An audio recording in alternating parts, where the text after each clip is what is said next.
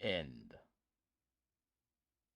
creo que estamos en vivo. Buenas noches, gente. This is, as always, Isidro Montalvo Espinosa, broadcast coordinator for Liga Nacional Puertorriqueña en vivo. With me, as always, is my co-host, the redoubtable Luisa. How are you doing? Good evening. Excuse me. Sorry. I'm doing well. How are you doing? I am excited for some baseball. This is day 8 of the 1906 Copa Mundial, and boy, I am risking the noise filter I learned how to use in the week in between last game and this one with all this typing. Well, But I can't hear it, so that's great. yeah, supposedly it'll be somewhat reduced on the stream. We're trying our best. We'll see how it goes. Um, pardon me. If you're subscribed to our YouTube channel, you have seen a number of games already. We've been recording and putting them up through the last several days to get us to this day. This is day, I believe, 8 of the 1906 Copa Mundial. And these are two teams that it doesn't matter if you've seen all of those previous games, you have not seen these teams play. Our goal was to make sure that all 16 teams got shown at some point. We are missing 4. We are taking care of 2 more tonight. Then, hopefully, sometime over the weekend, or more likely, sometime early next week, we will finish that off with the last 2 teams are going to be ID and the Neptunes, which is the Asian Oceanian regional team. I think I made this joke last week, but I'm gonna make it again because I'm still a fan of it. I think they all walk up to Pharrell music. Yes, very good. I won't mention Jabberjaw this time.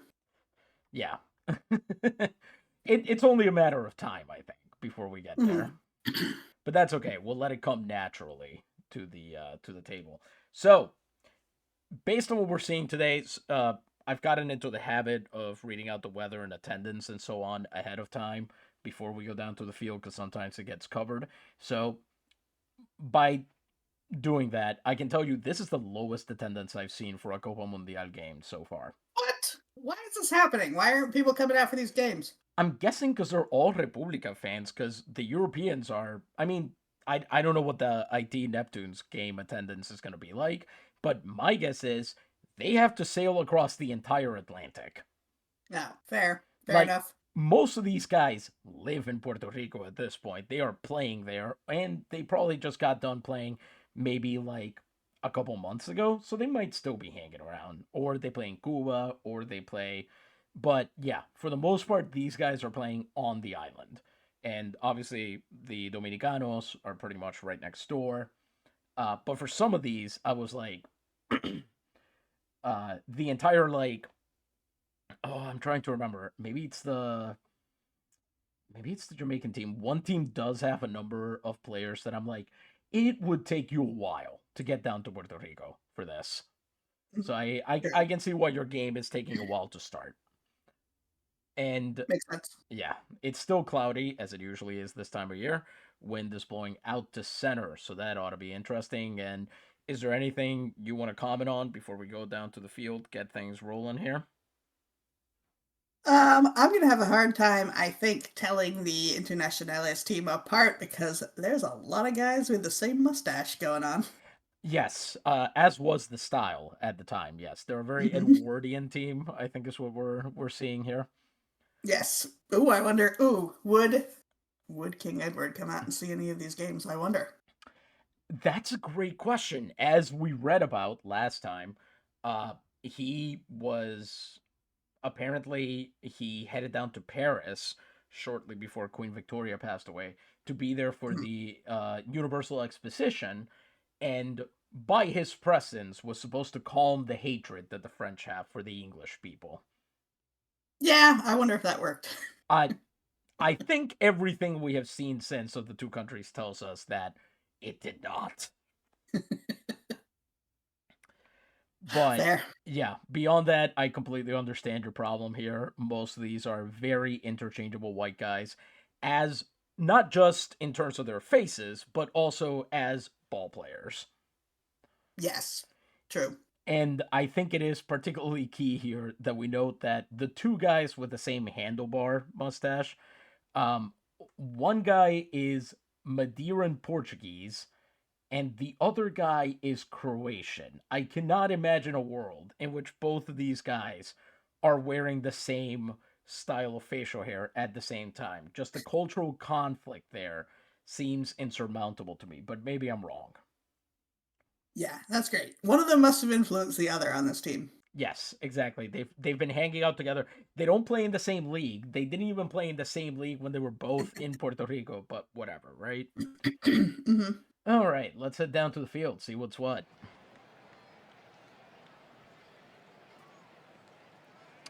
Okay, this ought to be interesting. For those of you who maybe are not familiar with the way Copa Mundial rules are going to work, your white jerseys are going to be the Internacionales. That was a mandate from on top. Every team has to have a white jersey for home, and then color jerseys for road. Not grays, because come on, this is a Copa Mundial. When else are you going to do that? Now, granted, we made these jerseys. These are not the real jerseys that they would have worn at the time, because I think you can tell that that is not a 1906 jersey. Yeah, there's a lot of piping going on for there. A lot of piping, not enough, not baggy enough, I would say. Hmm. If it isn't increasing the overall width of your human body by at least 3 inches, it's not a 1906. On each side, by the way, not 3 total inches, 6 inches minimum when you're adding up left and right. Hmm. You need that movement, that's all. Exactly. Yes, that helps the wind carry you around the base paths. That's why they were so good at stealing back in the day. Hmm. Anyway, so the red jerseys are going to be the Dominicanos, and that's the way it's going to work. We're very proud of getting a beach blanket jersey out there. Jesus, pardon me. We're very proud of getting that beach blanket jersey, that navy stripe across the chest and sleeves. We've never gotten it to work correctly on a jersey before, so that was a stated goal of ours. We made it happen. Very happy with that. And meanwhile, the Europeans are kind of supposed to look like they're dressed for a corporate retreat that goes into your country and then sticks around for centuries. Yeah, we know how that goes. Exactly.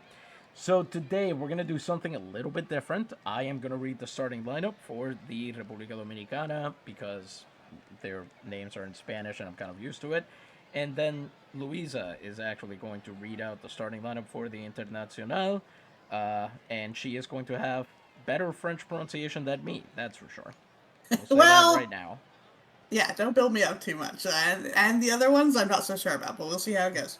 Yes, I'm gonna do one thing. Sorry, I'm trying to get to the Copa Mundial here, so I can at least say what the standings are currently. Both of these teams are in Grupo Alpha with Puerto Rico and Wales. So now that if I had thought about it, maybe I would have shown off a different group, but I didn't. So here we are, and uh, the Internacional are currently second in the group. They're 2-1.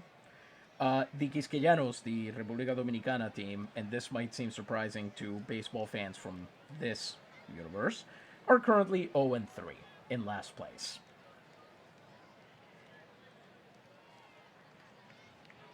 So that's rough.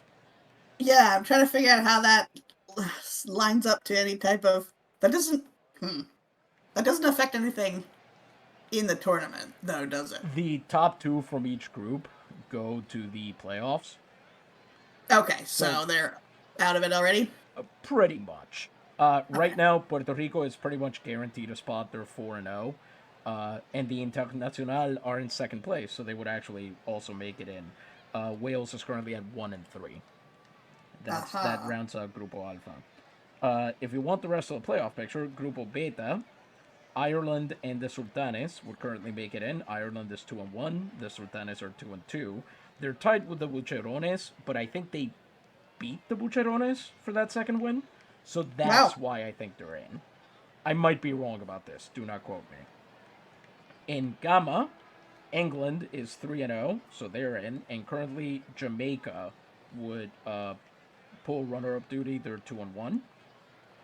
And Mhm. then in Grupo Delta, this is the most interesting one with Mexico and Scotland being in that group, we assumed that at least one of them would be in there. Right now, the Neptunes and ID are tied at 2-1. Ooh, exciting. So this is a cool playoff picture we've got going into game day 8. There's only a few more days left. There are 6 total games per team. You play each opponent in your division 3 times, 1 quote-unquote home and 1 quote-unquote away. And yeah, I think it's going to be interesting to see who makes it into a playoff spot. And after that, it gets really fun because it is single elimination games until you get to the final championship series. So anything could happen. We could, if that's the playoff picture, if that's how it ends up, IT could win this. It could happen. It's not likely, but it could happen. So that's why this is going to be super exciting, I think. Yeah, that's great. And it's time we got started on the game in front of us. So, the starting lineup for the Quisqueyanos de la República Dominicana. Batting leadoff and playing center field from the Colmillos de Aguadilla, number 21, Delfín Hernández. My man's name is just straight up Dolphin. I love it. Amazing. Batting second and playing right field from the Bizantinos de Coro, so he is a recently minted Venezuelan League champion, number 27, Columbano Mendoza. Batting third and playing shortstop from the Colmillos Aguadilla, number 23, Fermín Jiménez. Delfín and Fermín. Nice. Batting fourth and playing second base for the Santos de Adjuntas, number 31, Guillermo Garcia. Batting fifth and playing first base for the Tejedores de Sabana Grande, number 8, Ignacio Gonzalez. I slightly mispronounced that. Sabana Grande, not Sabana. Sabana is a blanket. Sabana is the savannah. Got that blanket uniform on the mind. Yes, exactly. I actually don't know if you call it a sabana if you're out on the beach. This is... We do not have time to get into Spanish terms for bedclothes right now. Some of the most confusing stuff I've ever heard in my life. Oh, no. To the point that it is causing my heart rate to increase just talking about it right now. All right, put a pin in that. If it ever gets really low energy, we know that it's time to bring up. Yeah. You just go, so, what about that blanket? And the next thing you're just going to hear is like when Poltergeist gets into a sound file. Yes, exactly. Batting sixth and playing third base. Man, I didn't realize the Aguadilla organization was had so many Dominican players in it. That's actually really cool. But in the Aguadilla organization currently, number 16, Jose Carvajal. Batting seventh and catching from the Naranjito organization, number 4, Filiberto Gallardo. Batting eighth and playing left field. Oh, here we go. This guy's from the British Isles. Playing currently for the Newport Stevedores, number 11, Euclides Gonzalez. Ooh. And batting ninth, the designated hitter, currently playing for the Corsarios de Campeche in the Mexican League, number 20, Eugenio Rea. And now the starting lineup for your quote-unquote home in Europe, Internacionales. Luisa, take it away. Batting first and playing left field from Belgium, but playing for the Esqueletos de Vieques, number 20, Garm, the Crabman, Kaspers. Batting second and playing center field from Croatia, also playing for the Esqueletos de Vieques, number 13, lucky number 13, Joka Jevic. Batting third and playing first base from Norway, playing for the Telegrafistas del Arroyo, number 65, Honest John Anderson. Batting fourth and playing second base from France, playing for the Taínos de Carabo, number 25, Jacques the Centurion Senchil. I just noticed he's number 25 and he's 25, and I'm wondering now if every time, if he's picked up a bit where he's just going to increase his number every year now. That's great. I feel like he's petitioning the league to actually become number 100 to allow them to have 3 digits in his name. That's a good move. You know the Japanese leagues do that right now with developmental players. Oh, do they? That's weird. Yeah, you can That have a seems weird to three-digit me. number. Yeah, it's not normal. That's for sure. Batting fifth and playing right field from Russia, playing for the Milagrosos de Humacao, number 55, Jake Getman. By the way, I should mention, completely forgot this part. Anderson and Getman were also ball players in this universe, by the way. Oh, real Anderson, guys. yeah, Anderson, I believe, played in the 1890s. Getman, I want to say, played literally just 1896 or something, just a couple of seasons at Oh, the wow. tail end of the 1890s. He is from, I remember it's a very small town. I had to look it up. We're not even sure exactly where he was born. But yeah, real guy, and really born in Russia. John Jan Anderson, Honest John, was born in Sarpsborg in Norway. Oh, cool. Okay, anyway, sorry. No more interruptions. All right. You may continue. Batting sixth, the designated hitter from Liechtenstein, playing for the Murciélagos de Camui, number 1, Manfred Tannenbaum. Batting seventh and playing third base, also from Liechtenstein, amazing, playing for the Cocoteros de Guantanamo. Guantanamo. Thank you. I knew I would put the stress on the wrong syllable, and I sure did. Number 30, Ralph Vindish. Great name. Yeah. Batting eighth and playing shortstop from Madeira. Playing for the Lewiston Quebecers, number 31, Aloysiu Piro. Batting ninth and catching from Greece. Playing for the Malditos de Naguabo, number 14, Damianos Angelopoulos. It's a long name. It is. He can be your Very Damianos or your Angelopoulos. That's right. And pitching for the Internationales, playing for the Navigadores de Naguabo, number 74, Jan Little Jack Picos. And if you're not familiar with Jan Picos, first of all, get your life together. Second of all, fastball, curveball, screwball, and changeup. Probably a future number 1 in the Navigadores rotation, both because eventually the other guys will get cut. When they hit 30, they hit the bricks. You know how this goes. Mm-hmm. Pardon me. And second, because he's just that good a pitcher. He's very high potential.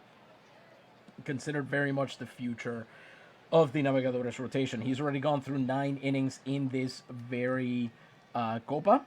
Allowed 8 hits, an earned run, a walk, and 5 strikeouts. He'll face Delfin Hernandez, who is 4 for 12 so far in this tournament. So what do you say, Luisa? Shall we get started? Yes, let's do it. All right, here we go. We pan around Estadio Victor Nieves in cloudy Camuy, Puerto Rico. Blue shirts all over the place. We're not going to be able to tell who is who. And on a 1-2 count, a curveball gets him. And Jan Picos has hammered his first batter of the game. A curveball down and away. Delfin Hernandez swings through it, and it is strikeout number 1 for Jan Picos. Next up, Columbano Mendoza, the right fielder. He is 2 for 12 and has, as you might imagine from the fact that he is 2 for 12, failed to get a hit in the first 3 innings of a game. Oh, boy. Here we go. 1 out, bases empty, and not quite in time. Jake Getman has it for the out. Close thing out there in right field, but he makes the catch. And that will bring up Fermin Jimenez, who was a great player for Aguadilla this season and comes in with a 6 for 14 line. That's a 429 batting average. He's sitting on 3 runs batted in. 2 outs and the base is empty. Let's see what Picos has in store for him. 1-2 count. Nailed him. Called strike 3 on the fastball. 2 Ks, and the Dominican Republic, La República Dominicana, starts out the top of the first with zilch. That's a good first inning for Jan Paikos, I would say. Yeah, good. I'm glad to hear it. Yeah, he's got to bring it in this game. The Dominican, I keep saying it in English. The República Dominicana, they're coming into this game 0-3. They know that if they win here, this is their first victory. They've got to make it count. And, by the way, now pitching for the Quisqueyanos, currently playing for the Navegadores de Naguabo, the number 4 pitcher in the rotation, behind Jan Paikos as number 3, it's number 42, Tomas Perez. Tomas Perez has a slider, curveball, forkball, changeup, sinker, and splitter. That's a 6-pitch arsenal if you lost count along the way. He famously came over in a trade from Juncos, where the Navegadores gave them, I believe, their entire yearly budget. Whoa. Which at the time was about 66,000 pesos. Yeah, just handed over the whole thing for this one guy. That's gotta destroy team morale, I would think. You would, but I guess at the time they just thought, you know what, the team's doing well. They're cooking something. Oh, no, sorry. To be clear, I do not mean the payroll of the team. I mean the budget they had left for like free agents and extensions and so on. Yeah, the money that was left over, all of that, they just piled it up in a big, at the time I'm guessing carriage, and drove it over, stagecoach probably, and drove it over to Juncos and just handed it over for this one dude. Nice. So maybe morale is good once they got this guy on board. I mean, he's been pretty good this year. He certainly improved over the past couple, and he got to pitch in the Malditos organization for a while. He was good there. He's just got nice. And I said, oh, nice, because I actually know that team. I'm familiar with them. Exactly. So 9 innings pitched, 5 hits, 2 runs, 2 walks, 9 strikeouts. But he does have a loss because, again, the Dominicanos have yet to win one. He faces Garm Heisbers, who is 2 for 13 in this Copa. Here goes nothing. Tomas did manage a quality start, of course, but Heisbers pops up over there. And Gallardo, the catcher, will come get it, and it's 1 pitch and 1 out for Perez, who for some reason, I don't know if you noticed this, ran over to cover first base. Yeah, that was weird. I thought I noticed that, yeah.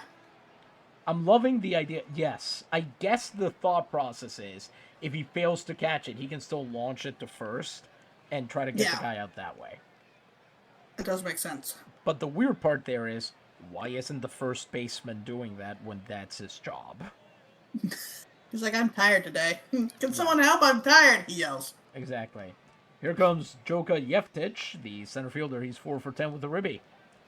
And he'll do the exact opposite. He goes to a full count before also popping up over the infield. More things change. Plus ça change. Yep. La même chose. Yep. So that is a changeup that he popped up on. Jeftic, the lefty, sent it to Carvajal over there by third. And now it'll be Jan Anderson coming in. He's 3 for 13 with 1 run batted in. He was supposed to be cold a little bit as a hitter. But interestingly, he's not showing a snowflake on his display. He was earlier. I did notice that. Okay, Same. so it's gone. That's why I'm wondering, yeah. By the way, forgot to mention, Heisbers has stolen 2 bases, so has Anderson. And he is 1 for 4 against Perez. They have played against each other. So 2 outs, bases empty. Also, let's talk a little bit about this AB. 2 sliders and then 4 changeups in a row. All the pitchers love to pitch the same pitch over and over and over. Yeah, Tomas Perez is just like, I'm not doing it. I'm sticking with, ironically, the changeup. Yeah. I feel like he's getting signs to maybe try something else. He's waving them off. No, absolutely not. Exactly. And Jan Anderson gets frozen on a called third strike, so both pitchers ended on a backwards K. That was a 7-pitch at-bat, though, during which he did use pretty much all his pitches. I think he missed a splitter and maybe a curveball. But either way, nails him with a slider breaking away from him. Anderson, for some reason, just watched that go by him and didn't swing, and we're through the first. Neither team has managed to score a run yet. Well, this is certainly this is an interesting beginning to the game. I really thought one or the other would at least make some early noise given the tops of their lineups. Yeah, and especially because last week, the game we saw multiple runs scored in the first inning, I believe, for both teams. Mm-hmm. And this time we haven't really even seen people get on base, so it's very different. Yeah. Meanwhile, the thing that is meanwhile for me in particular, as the person who's going to have to broadcast and decide more Navigadores stuff and so on, this is giving me a lot of hope in the bottom of the rotation into next season. Okay. The fact that both Picos and Perez were that good, that nails right off the coming onto the mound in the first inning. So, Yeah, that is good news. exactly. So here comes Jan Picos. 1 inning pitch, 2 strikeouts. He'll face Garcia, Gonzalez, and Carvajal. Garcia is 3-for-11. Leads off the second 2-1 count. That is rolled to the shortstop.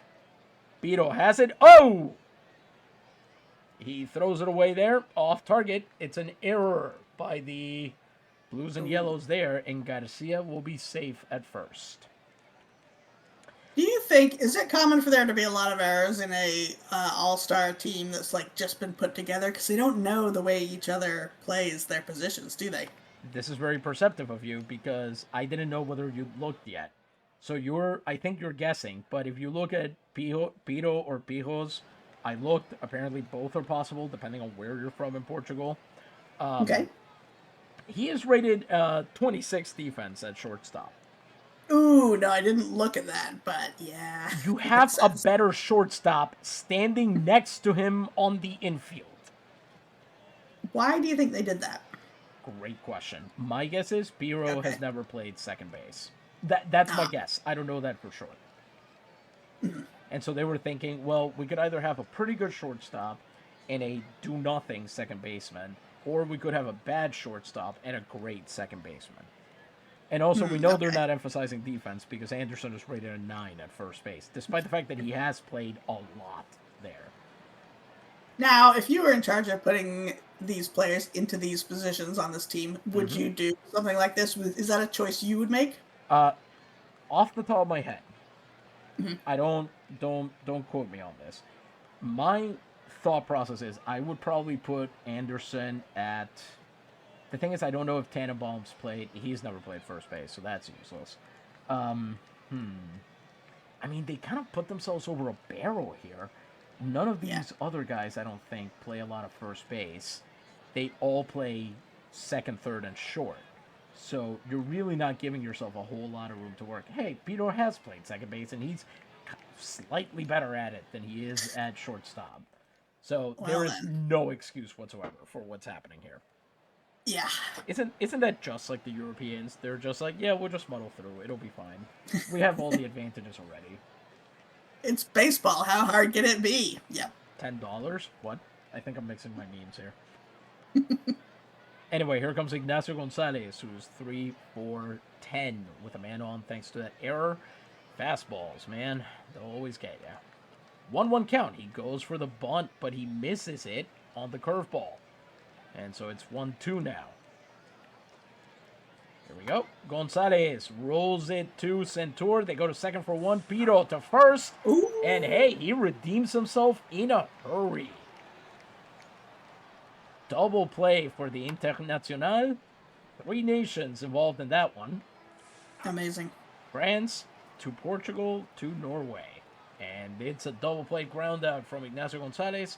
The bases are newly empty, and Picos' fastball may have just gained a little bit of appreciation in his mind. Here comes Carvajal. He's 2 for 9, but he's apparently drawn some walks. His on-base percentage is north of 400. Sends that one right to Anderson. He wastes no time getting right back to the base, and that is out number 3. A screwball that time hit on the ground. Is this park bigger? Is this baseball diamond bigger than usual? It seems bigger to me. Is that just an optical illusion? When you say bigger than, you're talking about the infield dirt, the brown The distance stuff? between bases, yes. It might look that way. It shouldn't be. Okay. So that's something that is standardized. Okay, Yes, gotcha. absolutely, yes. That is heavily regulated. You would not be allowed to play baseball professionally on a field if that wasn't like in the era. I assume standards were looser just because how are you going to measure this stuff? But Yeah, you have one string to measure between the bases that travels around the entire league. Is what I'm exactly, imagining. yeah, they're all passing it back and forth. Sometimes you can't get it for the new field that you're building because it's still stuck in like San Juan or something. Counterfeit strings. There could be whole stories about this. Exactly.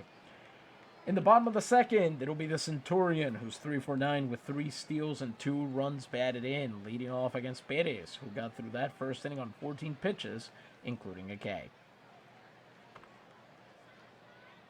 Centur has 2 hits with the bases empty, but here he goes down swinging. Second K of the night for Perez on a beautiful splitter away. That's exactly what you're looking for from somebody like Perez.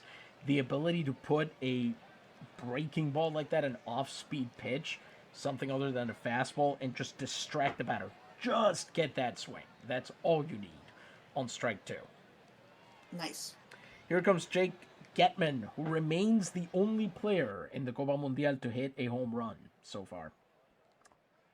He is 5 for 13 with 6 runs batted in and an OPS of 1308. And you know what we always say here.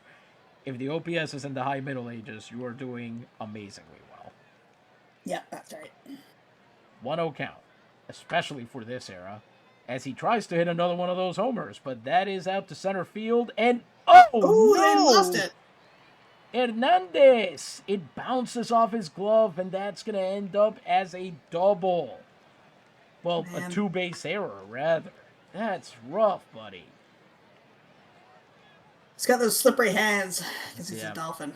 I was about to say, Whatever. well, there's one thing we know, it's he didn't do that on purpose. Ah! Terrible. That's right. Here comes Manfred Tannenbaum. He's 4 for 12 with 2 runs batted in. Let's see if this... Hey! Tannenbaum, this is the perfect day for him to play. Do you know what day it is? What day is it? I know it's December. Why, it's Christmas Day. What? What the heck? This is Christmas baseball right now. These people got each other these tickets as a Christmas present.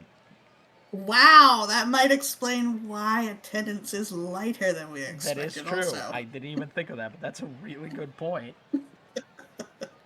Oh, that's great. I love that. And what more appropriate day for a guy with the last name Tannenbaum to be playing? Mm-hmm. With a man on second and 1 out. Manfred, please give me a reason to sing this on air. Oh! Getman stealing third easily. His second steal of the tournament. A lot of daring steals of third in this one. I really love seeing that over the range of the Copa. Because, by the way, oh yeah, Filiberto is not normally a catcher, so that might explain the problem here. Okay. Trying to find his infield, his catcher arm ratings. Yeah, he's not great at it. That's not really a position you can have someone just kind of fill in on, though, is it? Catcher? First base catcher is not that uncommon a stereotype. The thought process is that if they just kind of need like a big dude to stand over there at first and just like take ground balls, it's fine. It isn't unknown. Let's put it that way. Like Salmeron would sometimes be put at first base, even though he hates it and he's not good at it. Mm-hmm. Just because it meant you kept his bat in the lineup, but you could have somebody else be the designated hitter. And speaking of designated hitters, here comes Tannenbaum with a man on third and a 1-0 count. 1 out. Wow, Tannenbaum draws a walk. And nothing Perez threw him was even close. I don't know what he was aiming for there. 2 splitters, a slider, a changeup. Nothing there seemed particularly strategic. Let me put it that way. Here comes Ralph Windisch, Tannenbaum's countryman. He's 0 for 12. I didn't think there were still guys with 000s batting averages in these games, other than maybe like, well, a catcher. But I don't know if you noticed, the Dominican designated hitter is also sitting on 000s right now. What? How is he still a designated hitter? So there's a meme from earlier this year in this universe. Um, Uh-huh. the Red Sox signed third baseman Alex Bregman, and their longtime third baseman Rafael Devers was converted to a designated hitter, and then he proceeded to go like 0 for 16 with 9 strikeouts over the first 3 games of the series or something. Jeez. He has since been traded to, I believe, the Giants. But anyway, the point is, the meme was Craig Breslow, the general manager of the Red Sox. I designate you to hit, and then it's Rafael Devers, and it's the bird that's going. Well, now I am not doing it. I mean, I have to respect that. Yeah, exactly. Men on the corners and 1 out for Vindish. Let's see what he comes up with here. 1-0 count. Vindish with a crack right to the shortstop. Jimenez. He throws to second and it's an RBI groundout. Getman scores. And as they tend to do, the Europeans draw first blood here. He scores on the RBI groundout and Vindish gets the job done-ish, I guess. Traded it out for a run. Yeah, makes sense. That's something. We've seen a lot of that too. Real small ball tactical baseball. You need 1 run, then it's cool. Get out, but score the run. Bat it in. Mm-hmm. Here comes Aloysius Pijo, who's 4 for 10.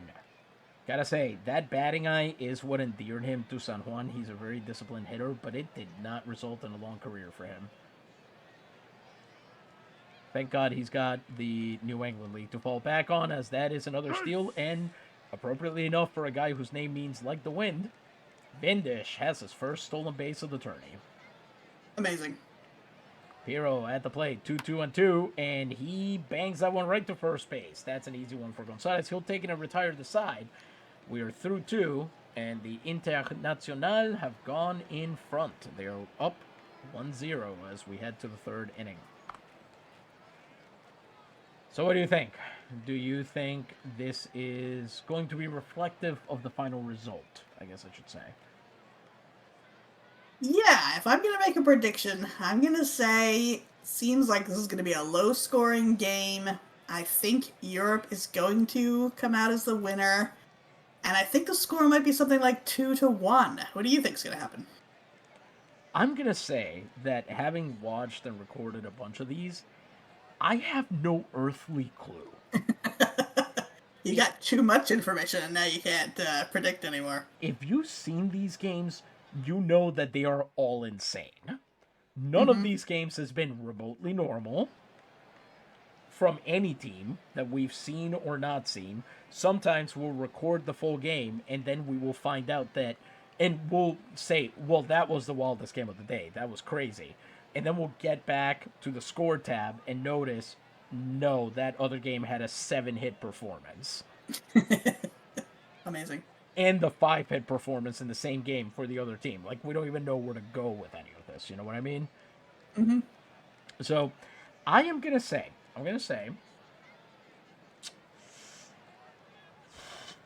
7-2 Europe. Just for funsies. Yeah, I like it. Okay, let's take a look around the league. I have learned from experience that we want to do this after the even innings. So we begin with Scotland versus ID. They're in the top of the 3rd, and if you like the number 3, I got good news for you. Both teams have 3 hits. In the top of the 3rd, oh my god, it's been a few days and I already forgot how to say it. Un Aharkach. That's the way the Scottish Parliament told me to pronounce it. Has a man on first. Yes. My colleague Noah McKinnon's great-grandfather, I believe, Adam, apparently, is singling, and Big Billy Brown, is the shortstop, is coming up against Vincent Renault, who is through 2 innings, having allowed those 3 hits, a walk, and a strikeout. Nobody scored any runs yet. Let's see what's going to happen.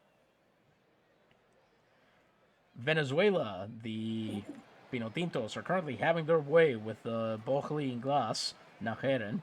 Leonard Robertson is through 1 inning. He's already allowed 4 earned runs and 3 walks. I believe the official nomenclature is "that's rough, buddy." Center fielder Marco Dueñas just tripled, and shortstop Celedonio Torres looks poised to make it a 5-0 game with no outs in the bottom of the 2nd. The boys in green are currently, well, they haven't managed to get a base runner on, but it's the second. They got time. Mm-hmm. And England and Jamaica are having their rematch. England is so far responsible for 2 hits off of Everton Stack, who's pitched those 2 innings with a walk, no strikeouts yet. Anthony Gifford, the Jamaican catcher, just flew out, and now it'll be the English catcher, Dermot Mount, coming up against Stack. And I got to tell you, both of these catchers, Mount and Gifford, have been incredible for their teams. Oh, nice. Gifford, for about a day or two, was leading the entire Copa in batting average. Dermot Mount has been awesome. I want to say in the game against Cuba, in the first one, I have no idea about the second one, he had a 4-hit performance with 4 runs batted in. Wow. And he's batting 9th. That's the other cool thing about these Copa games. Unexpected heroes, guys step up that you would never think would be the strongman on their team. Mm-hmm. But they just decide to put on a show for this one tournament, and they do it, and it's amazing. Great.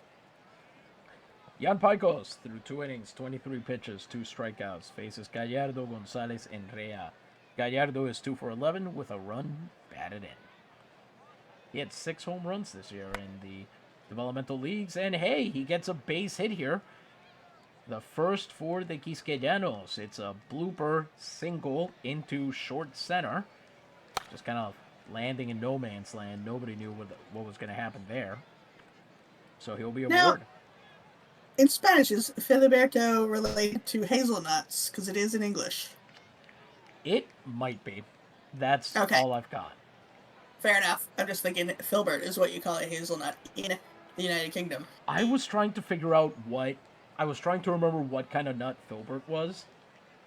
It did occur to me, but yeah, I don't know if it's related to that directly or if it's some weird construction where the bert particle that I believe means it means either bright or famous. I can't remember which one. Oh yeah, it was in so many like king names. Exactly, and I'm wondering if this is Philip from the Greek shoved onto Bert somehow. I mean, it wouldn't be crazy to do that. Yeah, you're right. No, it really wouldn't. Yeah, that is very interesting. Yeah, I'll have to look it up. And here comes Euclides Gonzalez, and he'll be hoping to change the geometry of this game right up because he's 1 for 8 currently. You think a guy named after a legendary mathematician would have better numbers?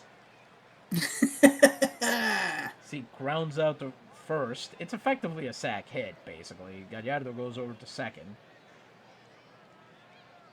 And I like that I put the voice I used there was basically the country musicians from the Blues Brothers. That you're going to look real funny trying to eat corn on the cob, guys. Mm-hmm. Yeah. Very good. That's basically the intonation that came out there. I don't know what it says about me that that's where I went. I don't think I like it, though.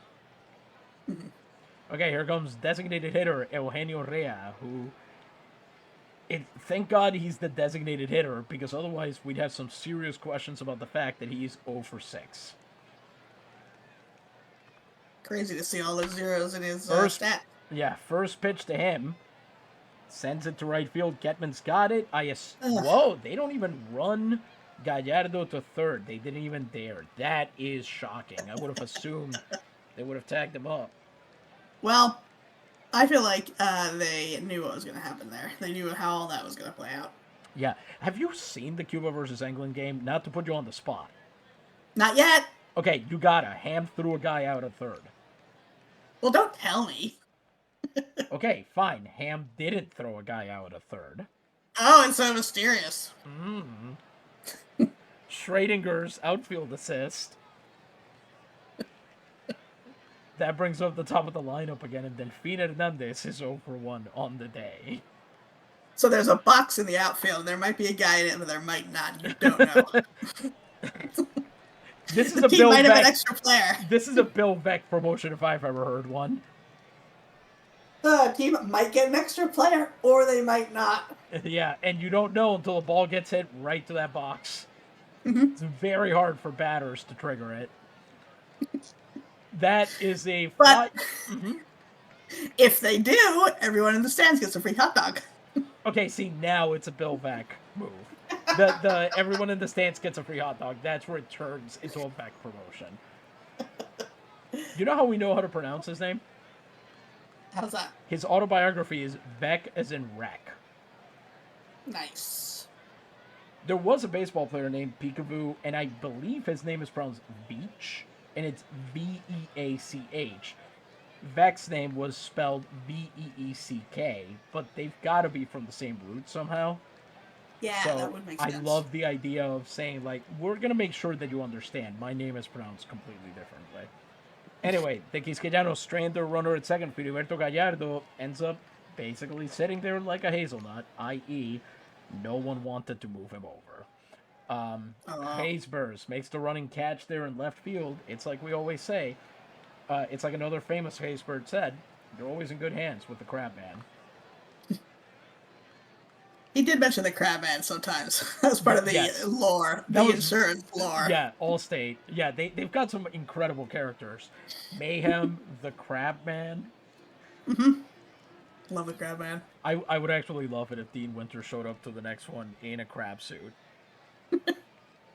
I can picture that. That seems like Yeah. something that could really happen. You're sitting on the beach with your kids and you're having a great time, but I'm about to show up. Yeah, he's kicking sand into your picnic. And then somebody has to take a Charles Atlas class to defend yourself from the Crab Man. Yeah. Was Krabs that I might be revealing too much about our social media presences, but wasn't there a Monster Dawn movie that involved crabs? Yeah, and it was a huge papier-mâché crab that was maybe 20 feet across. Hell yeah. Terrible papier-mâché. We're talking maybe very early 60s, late 50s for this movie. And it was just so sad. And they gave it a face that was supposed to be scary, but it was so sunken. It was just very sad and tired. It looked very anemic. That is scarier to me if a crab with a very anemic, tired face shows up, because the fact that it is nonetheless trying to ruin my day tells me there's some real danger there. Yeah, exactly. That's the psychology of terror. Yeah, a monster that's over it, and it includes my continued existence, much scarier. Yeah, definitely. So, back to the bottom. Oh my god. Oh, the Crab Man. I keep hearing it in my head to the tune of the Scat Man. Remember that song? Yes, I do. And now I'm imagining it with pincers clicking in different patterns. Oh, R.I.P. the Scat Man and the Crab Man, I suppose. I mean, yeah, if Garm Haysbers is still alive, we have bigger crabs to fry. Damianos Angelopoulos will take the first at-bat of the bottom of the third against Tomas Perez, who is through 2 innings on 31 pitches. He's allowed no hits, an unearned run, a walk, and 2 strikeouts. Angelopoulos, as befits a catcher, is 0 for 8. He hit 9 home runs in the Liga Jose Padilla, and boy. For those of you wondering, Angelopoulos is currently Naguabo's top catching prospect at the moment. Okay. He's there for his defense. He's like, if you write Spike Stonehand in Greek letters, that's what he is. Fair enough. The region of Greece that he's from, by the way, he's from Kalambaka, I believe is the name of the town. They do not have famous olives. That's Kalamata. That's a different place. Kalambaka is near Meteora, which is a part of Greece where there's just a bunch of monasteries in the mountains, like way up in the mountains, and some of those mountains do not look like they are tethered to the ground. Yeah, so it's very strange, columns almost, or huge boulders that seem to just be stuck onto the landscape. It's fascinating. A friend of mine recently went, I want to say over December of this past year, and yeah, she sent me a couple of pictures, and I'm like, this explains a lot about Greek mythology. If you'd heard somebody try to explain this place to you, you would also be like, oh yeah, Bellerophon existed. Yeah, that makes sense.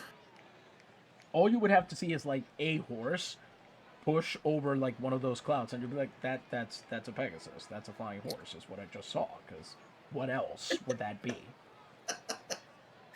I had like a mental crisis recently where I was thinking about the Greeks and horses. There's a lot of horses in Greek mythology. Go on. How were they not breaking their legs constantly? Because it's very rocky in Greece. Mountains, islands. Where are these horses running? Thessaly, for the most part. Fair enough. Yeah, Thessaly's the part of Greece that's famous for its cavalry because it's the only part that has plains big enough for horses to go anywhere. Yeah, horses are really delicate. That's the thing about them. Goats can be anywhere, but horses... Yeah, I think the one other place, if I remember correctly, the Macedonians were also like big cavalry people. Because they also have a little bit more of that. But I think, if anything, that sort of reinforces the idea of the horse as a mythological animal, right? Because it's not a daily encounter. It's an animal that you only deal with in the realm of the divine. Oh yeah, and if one just shows up with those big teeth they have, oh man, he'd be like, this came down from the god's mountain. This is a normal thing. Yeah, all the better to chew with. All right, bottom of the third. Angelopoulos strikes out on a splitter, and here comes Heisbers. 1-1 count. Heisbers puts up a hit into left field, his old home. The first two were on purpose. I did not realize I was about to say home. The Crabman will be aboard, and I can just imagine him scuttling back and... Maybe that's why he's nicknamed the Crabman. Maybe he, scuttles back and forth to take his lead off the base. Makes sense. Maybe he steals bases side to side, because that would be incredible. Can you imagine if you failed to throw a guy out when he was, sidestepping it onto a base? You would have to face your death. Yeah, definitely. Here comes Joka Jeftic. He's 0 for 1. People don't know this, but on the Esqueletos de Vieques in the early 1900s, where things went really wrong, because Joka was kind of famous for being very calm when he was dealing with any kind of problems or anything, and his teammates really looked up to that he was very calm and very even keeled in dealing with troubles. So whenever things went really wrong for them, to express their desire to remain calm and be capable, they'd always be like, "I'm turning into the Joka." No. Oh. No. You cannot see the massive crap-eating grin I am currently wearing, but I am very happy right now. I'm using my one veto that I get, my one veto per game, just saying no on that one. No. What is the practical effect of your veto? This is stricken from the record. Any transcript of this will have that redacted. Yes. People actually don't hear that. It's like what I said earlier about the Cuba-England game. That also wasn't there. If you heard it, no, you didn't. Exactly. Man on first with... Oh, hello! The Crabman gets caught stealing. Picked off first. Presumably for his delicious leg flesh. I think the metaphor of this man as an actual crab might have become a problem, because now I mostly want seafood. Yeah. I was going to say those back fins aren't fast enough, but then I was thinking about delicious lump crab back fin meat. This is going to be a problem. 2 outs and the base is empty for Joka Jeftic. I ate directly before getting on this stream. Grounds out to first. Gonzalez sends it over to Perez. The play-by-play claims that he fielded it on one knee. Let's back up the video and watch. Oh, he did. He did field it on one knee. And also the other knee. Yeah. They neglected to give us that information. Exactly.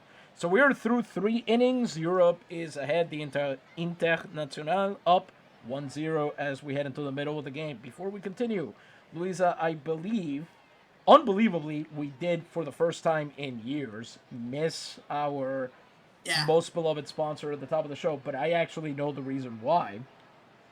Why is that? And that is because Dr. Gonzalez refused to allow us to advertise on a broadcast where we were also going to advertise European products. Ooh. They're they believe that their wood tar liquor, which is from Cuba, right, should not be contaminated by appearing on the same broadcast as products from, as they put it, the wrong side of the Atlantic. Well, they're men of principles, and we have to admire that. Exactly. So instead, we're gonna just skip them for the day. Though I am, for the record, wearing a wood tar liquor T-shirt. Nice. And instead, we will move on to another one of our sponsors that I guess just discovered that we're not advertising them on any broadcasts with our biggest sponsor on them. This is going to be a nightmare, isn't it? Listen, you don't have to say that part. They won't even notice. Just keep it. You say quiet. that now, but okay. I'm going to leave the booth for a moment while you read this out, and you let me know if we've lost any more advertisers by the time I get back. All right, we'll do. Folks, I want you to be made aware of the wonderful healing power of hog fresh cod liver oil. Now, this doesn't have the smell or the taste of other cod liver oils. You know what I'm talking about. Its effectiveness is certain against chest diseases, scrofula, bronchitis, constipation, chronic coughs, stunted growth in children, candidiasis. Simply ask for it under the blue seal of the French state. Hog Pharmacy, 2 Rue Castillon, Paris. And outside of France, it is of course available in all major pharmacies. So I'm thinking you could probably go and ask for it at Farmacia Guillemette at the corner of Calle de San Francisco and Calle de la Cruz. You know where to go. Fine, fancy cod liver oil. Speaking of the Atlantic, both sides of the Atlantic sure appreciate cod, don't they? Maybe too much cod got overfished. We know about that. We don't need to talk about it. We're managing. We're managing now how people do their cod fishing. So, hopefully cod will make a return someday. Delicious cod, though, huh?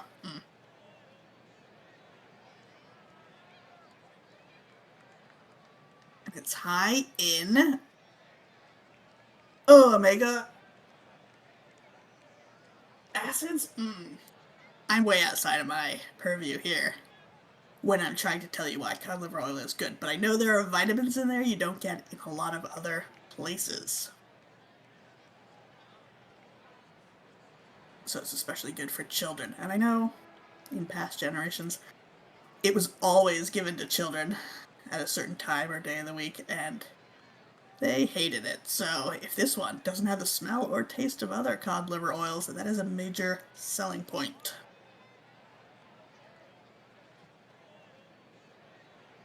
I wonder if it had other flavors added. That's something you never quite know about some of these old medicine ads, and they don't tell you what you might already expect. Like, cough syrups were usually flavored and sweetened. I mean, they also used to have things like laudanum in them. They not at this point in time, but they would also be known to have a flavor, a sweet flavor, to make them more palatable. So they didn't always tell you what flavor they were going to be, because I guess you were just supposed to know that that was going to happen. And I wonder if these cod liver oils were flavored. We have seen other cod liver posts.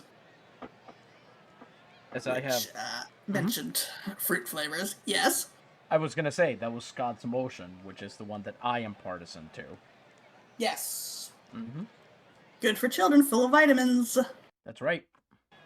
And it comes in interesting tropical flavors, which is, you know, I would love to tell you that was weird and that it didn't taste, you know, that it was covering up a fishy taste or anything. Mm-hmm. It just tasted like medicine. Yeah. No big deal. That's good. My parents have stories about cod liver oil that tasted like cod, so glad we've gotten away from that. I don't understand that, because liver for other animals does not necessarily taste like the animal. That's true. Yeah, I don't know exactly. Maybe just a general fishiness. Perhaps, yeah. Speaking of, nope. I forgot that Delfín Hernandez had already batted. Damn it! I was gonna do a great speaking of fishness segue. He wouldn't appreciate that. Dolphins are not fish. Come on. Well, I learned the other day that fish, in the sense of being descended from a single ancestor, is not a formal taxonomic group, and that if it were, you would then have to categorize. I forget what other groups would have to then also be fish, but mammals would be part of that group. Yeah, that's no thanks. Exactly.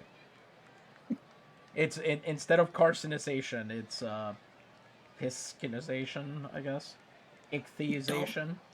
Dolphinization. Dolphinization. There we go. Yeah. That's where we all become more like Dolph Lundgren.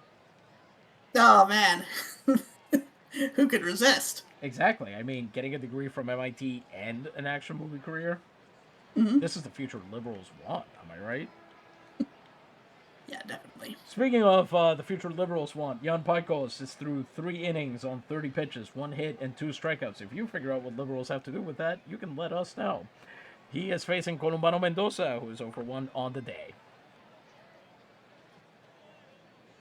First pitch, Mendoza flies out. This time it's to third base. Vindish. Off like the... I wish I knew a metaphor for when somebody runs really fast. Anyway, he plucks it out of the air, and that's out number 1. Off like a shot, people say? Oh, I was trying to trigger, run like the wind, since his last name just means windy. Oh, I see. Fermin Jimenez, the other half of the Aguadilla tandem that's up here, he struck out back in the first inning. He's 0-1 as well. 1 out, base is empty for him, and on the full count, he draws a walk. Both teams have a hit. Both pitchers have surrendered a walk, and on a beautiful at-bat, too. 7 pitches off of Paikos before he finally gets up there. Guillermo Garcia coming up next. He's 0-1 as well. Man on first, 1 out. Let's see if he makes things interesting. Garcia! He puts a base hit into right center, and they are going to try and stop him, but no! The tying run makes it to third. Joka Jeftic can't quite get rid of the ball soon enough, and there are runners on the corners for the Quisqueyanos. This could get interesting.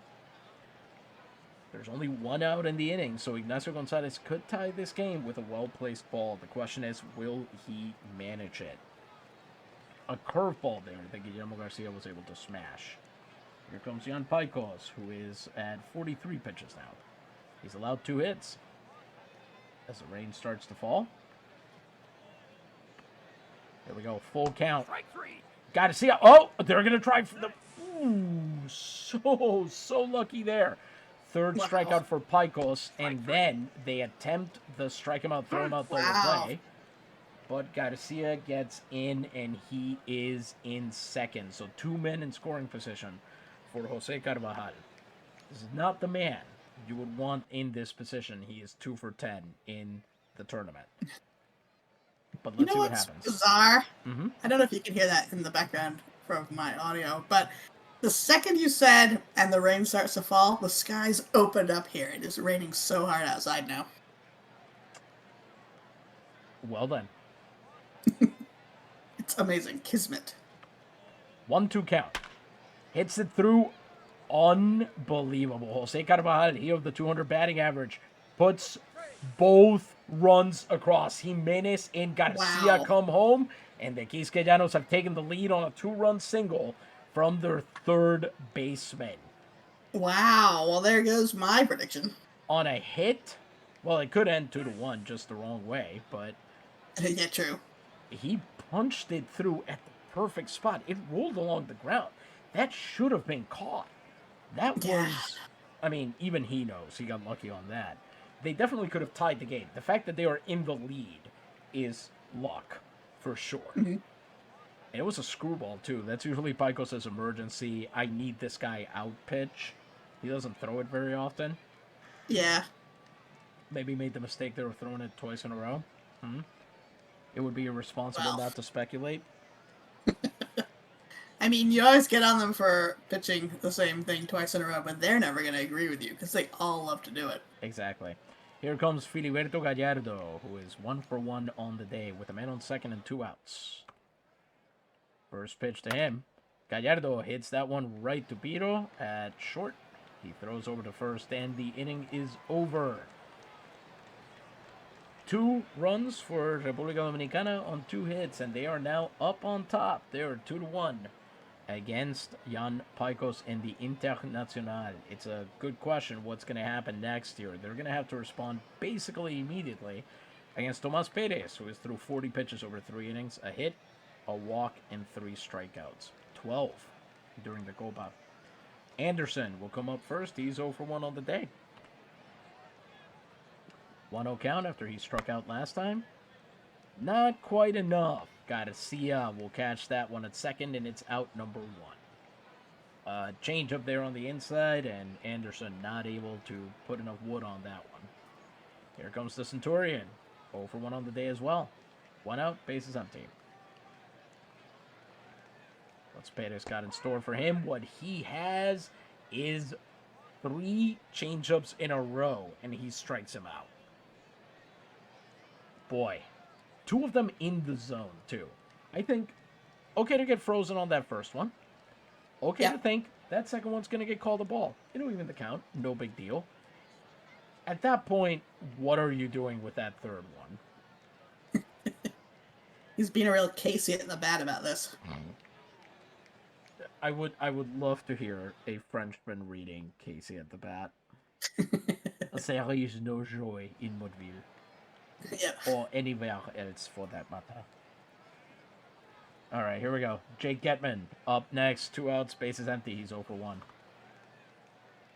He reached on error last time here with a 1-1 count. Hits that one. It's a bouncer. He's off like a shot. And he's safe. Nice. Infield single for Jake Getman. Good work there, getting right out of the plate. He immediately noticed what was going to happen, because he chopped it pretty much straight into the ground. That's pretty good. I mean, it's not great the way he hit it, but the place he hit it to was good. Yeah. No, and he made a great play out of it. There were a lot of guys around the league who would not have been able to win that base at first. Here comes Manfred Tannenbaum. He drew a walk last time he came up. Man on first and 2 outs. And on the 0-1 count, Tannenbaum. There goes Getman for second. He will be in easily. He's 3 for 3 in the Copa so far. Tannenbaum still up. He's 4 for 12. He's got a walk on the day. On the 1-1 count. Ground out to Gonzalez. He throws to the pitch recovering Perez. And that ends the 4th. We are through 4. The Quisqueyanos remain ahead 2-1. That first chance to respond is effectively missed. But there's still plenty of ball game left, so as long as Paicos can keep it within a run, the Internacional have all the time in the world to put this back on track. Beforehand, though, we're going to take a look around the league, and there's a rain delay on the Scotland ID game, so they're still in the exact same situation they were before. Wow. Wow. In the top of the 4th, Ireland is now tied with Venezuela, 5-5. That's wild. You may or may not remember that they were being no-hit last time we looked. Yeah, exactly. 0 hits, and now they have more hits. They have 6. Wow. Exactly. Jonas Corona for the Vinotintos. 3 innings, 5 runs, 2 walks, and 1 strikeout. He is currently facing Beatty Crummock, who's 1 for 1 on the day. Olive Moore just singled to score Regan Kenny to tie the game. So the Venezuelans are right now at just about as demoralized as they could possibly get. Yeah. Demoralized. What did I say? No, you said demoralized, but more was involved. So I said demoralized. Very nice. Very nice. I love it. In the bottom of the 4th, Jamaica is down 2-1 to England. I want to say this was also their final score the first time the 2 teams met. I could be wrong about that. Sean McKinnon, who is not related to me, to my colleague Noah. Sorry. Ooh, the kayfabe. 3 1/3. You also did not hear that. I'm using my veto. That's right. Sean McKinnon threw 3 1/3 innings, 1 earned run, no walks or strikeouts. He just gave up a single to Zach Randall, who spells his name the wrong way. I feel like this is a guy who invented ska, and it's the right way. He's Jamaican, right? Is he I would Jamaican? believe that. Yeah, that's a very good point. But there are men on first, and so he named it after himself, but by like switching some letters around. Is that where you're going with this? That's not where I was going with it, but now it is. Yes, that's what Excellent. he did. Okay. So you got men on first and third with one out for Anthony Gifford, who I have mentioned before, has been very capable coming up in big spots for his club in the bottom of the fourth here. So this game could be tied next time we look at it.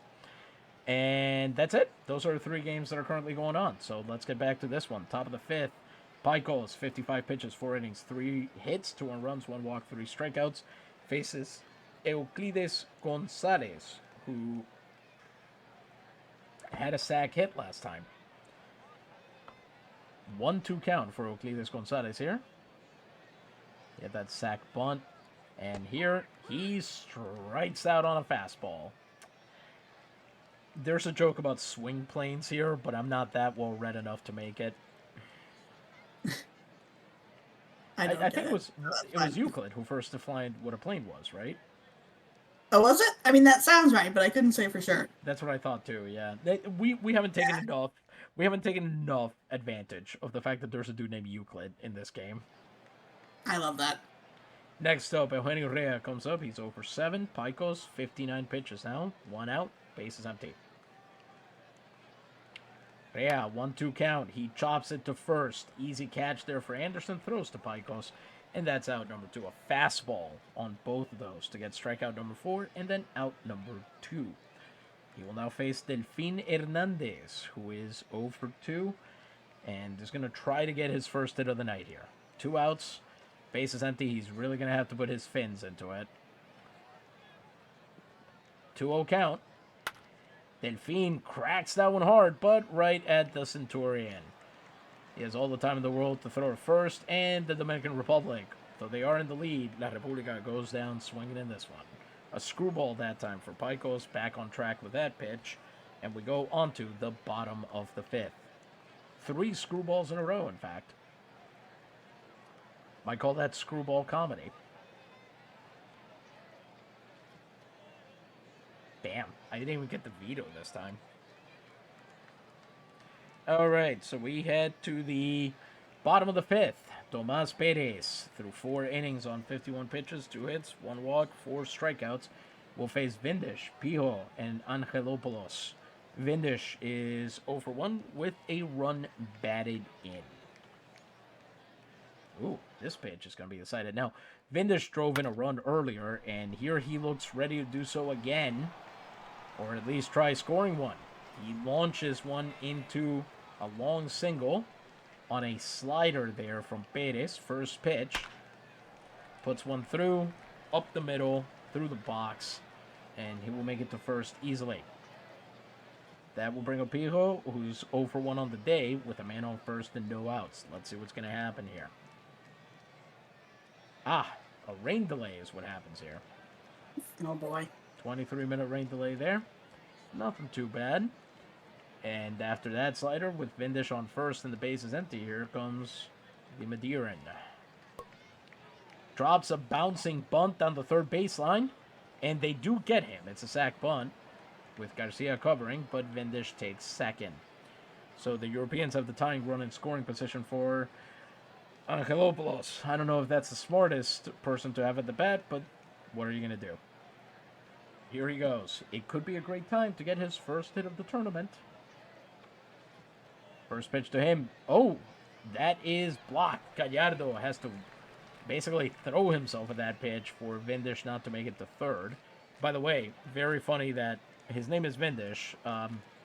Just going to say, that is a man who is firmly rooted to the ground, speed-wise. His last name should really be Erdish. Fair enough.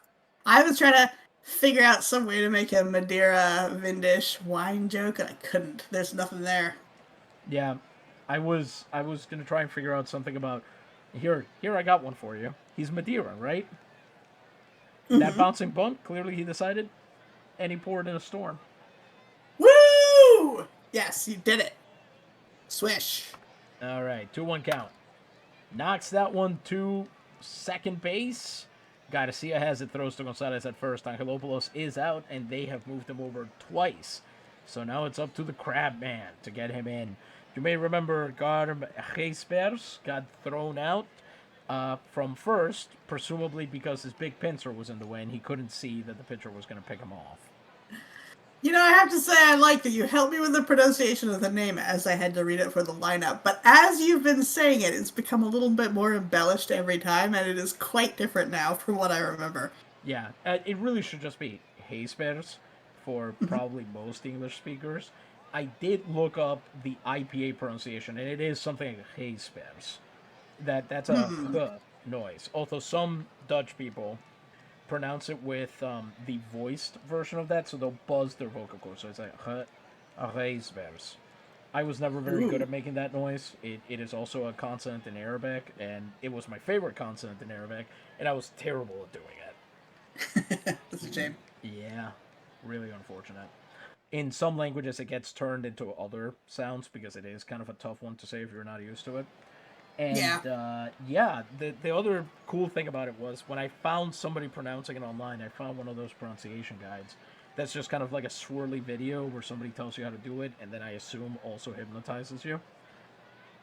And he pronounced it Geispers, or maybe Heispers. I was looking for the pronunciation of the vowel, of the IJ vowel. Yeah. Which I guessed was A from other names I know. But this guy says Heispers. And the only two comments on the video were both from Dutch people telling him he was messing up. Very funny. Who watches the watchers? Exactly. The Dutch, I suppose. The Heispers. This is nothing. Men on third with 2 outs. Ooh. Nice. How appropriate for... Okay, so that was an exciting at-bat there that ended in a 7-pitch walk, I see. Okay. A crab walk, if you will. Makes it over to first base. We've got runners on the corners with 2 outs for Joka Jeftic, the Croatian. Hold on. What was that music so appropriate for? Apparently an exciting at-bat that ended in a 7-pitch walk. Fair enough. I was being sarcastic, if that wasn't clear. Yes, I got you now. Gijsberg steals base number 3. Also, I want you to see the lead that Vindish is keeping off of third. That is immodest. Is that allowed? I suppose if no one stops it absolutely is. It's not illegal. And I guess and Perez is a righty, so he will be facing you. Yeah, I was going to say, why on earth would you want to get into the peripheral vision of the pitcher where he could just get annoyed enough to throw to third? That's where you put your thumbs in your ears and start waving in your hands and stuff. You like stick your tongue out at him. Now that's unsportsmanlike conduct. And I would love to know how a Belgian in this era, how a Belgian is going to insult a Dominican player in like some way, shape, or form. Maybe he already learned all the swear words. Anyway, it's 2 in scoring position and 2 out for the Internacional with Jeftic at bat. 1-1 count. Jeftic grounds out directly to third, and that's across the whole way throw to end the 5th inning. Wow. Oh, so close. So the Europeans go scoreless. They strand 2 base runners, and the La República Dominicana, damn it, maldita sea, leads 2-1. I do love that in English you say damn it. In Spanish, you basically say damned be it. Oh, yeah. Or you can say damnation, maldición. But that's kind of old-fashioned at this point. Very formal. Yes. I mean, you get that in English as well. Tarnation as well. Or straight-up damnation. But maldición is literally the word. It is not a minced oath the way tarnation is. You know what I mean? Yes. Yes, true. Yeah. Okay, top of the 6th. Paicos, 66 pitches over 5 innings, 3 hits, 2 runs, 1 walk, 4 strikeouts. He faces Mendoza, Jimenez, Garcia. Mendoza is over 2 on the day. I think he's about to get plunked. Yep, that's right. Oh, no, don't. You can't. Don't do that. Leadoff hitter aboard, and, well, the hitter becomes the hitted. Yes! Yes! I was hoping you'd say that. That screwball got away from him there, and here comes Fermin Jimenez. Really, it is appropriate that you would plunk an opposing batter with the screwball. It is the baseball equivalent of getting a pie in the face. Yeah, I hope he's not too mad. Actually, He just has to accept it. do the Three Stooges count a screwball? I think they do. Okay, I wasn't sure. I don't know if that's like too farcical and physical comedy to be screwball, because you often hear screwball comedy used for things like His Girl Friday or like strong male-female pairing, so I wasn't sure. I think it has to be tightly scripted, fast talking comedy, but the Stooges did do that sometimes. Well, there you go. That would explain it. Here comes Fermin Jimenez, who's over one. Man on first, no outs, and Pico strikes him out with a screwball right down the damn middle. Nothing doing. Jimenez strikes out on a ball he could have hit. Here comes Guillermo Garcia. He's 1 for 2 on the day. I guess technically most balls you strike out on you could have hit. They have to be in the zone for starters. Usually. Yeah. Every time you throw down your bat, you say, well, I could have hit those. I just didn't want to. I didn't feel like it today. Yeah, exactly. Man on first and 1 out for Guillermo Garcia, who's 1 for 2 on the day. Goes after that first pitch. It's a long bunt. And they're going to get the leadoff runner. Good work from Jan Picos. He's got a good fielding coach there from Ted Balloon, who is currently doing very well for Mexico, even though his team is unlikely to make the playoffs. He throws to the lead runner there, gets him out. It's 2 outs and a man on first now. I'm sorry, what happened to Ted Balloon? The audio is cutting out a bit for me. I said that he would be the... Picos has a good fielding coach in Ted Balloon, who is doing quite well for Mexico, although his team might not make the playoffs. Oh man, it cut out the same part. Okay, but he's in Mexico. Gotcha. Maybe it just doesn't want you to hear me doing sing-songy stuff. That's Maybe the it stream. just doesn't want you to hear me.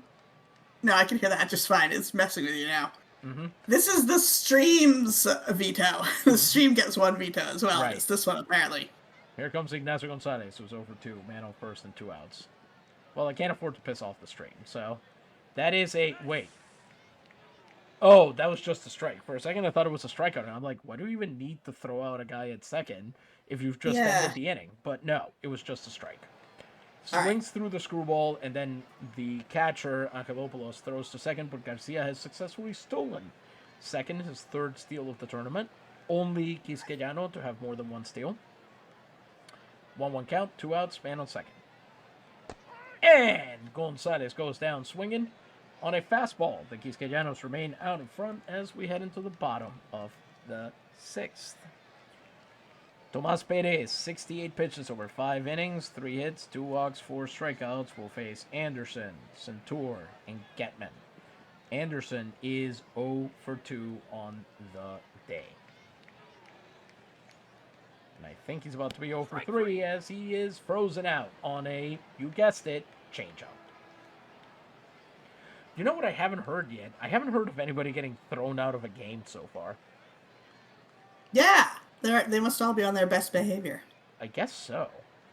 I wonder, maybe, how do you ensure that for international matches like this, right? In the World Cup and other international football competitions, the usual move is you hire umpires from kind of just all sorts of international crews and everything. But I don't know what you do in this circumstance. Yeah. Yeah, this is confusing. I'll have to think about it. This is gonna have to be some research in the archives, I imagine. Anyway, it's 1 out, bases empty for the Centurion, who's over 2. Had another good year in Gurabo. Basically his team captain. Pops that one up, and that's easily caught. Carvajal will have it, running in from 3rd. That's out number 2.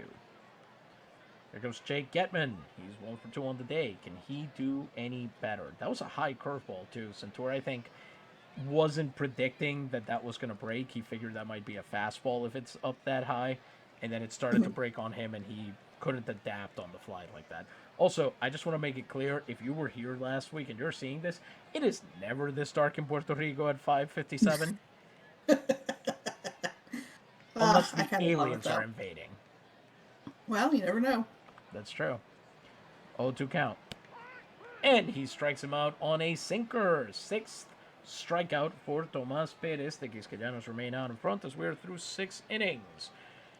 And it remains to be seen whether Europe will get some of its own back in the bottom third of the game. But before we do that, we're going to have a word from another of our sponsors. Louisa, what are we talking about this time?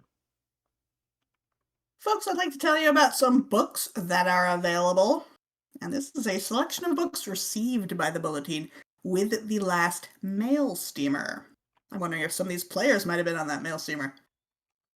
The books available are Les Miserables by Victor Hugo in 5 cloth-bound volumes. Poems and prose works of Don Leandro F. de Moratin, followed by the poetic and dramatic works of Don Nicholas F. de Moratin, Dutch-bound in Moroccan leather. Profane History of Spain, General and Particular, by Don Fernando de Castro, professor of the University of Madrid. Declared text, bound in leather with reliefs.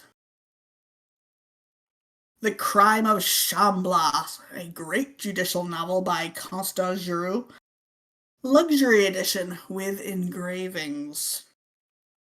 The Genius of Christianity by Chateaubriand in 2 Dutch-bound volumes of Moroccan leather. The Martyrs, or the Triumph of the Christian Faith by Chateaubriand, 1 volume, Dutch binding, Moroccan leather. A portrait of the author is included. Collect them all. The Imitation of Christ by Thomas à Kempis, with spiritual advice and regimen provided by Friar Nuremberg. While we have no information on the number of volumes, the binding style, or the material of the cover, we do know that it is available in a luxury edition, which includes many fine images, and an economical edition, which does not. And finally, we have Catholicism in the Presence of Its Dissidents by Father Isigiri. So if you need to win a Christmas dinner conversation, you're going to want to pick up Catholicism in the Presence of Its Dissidents.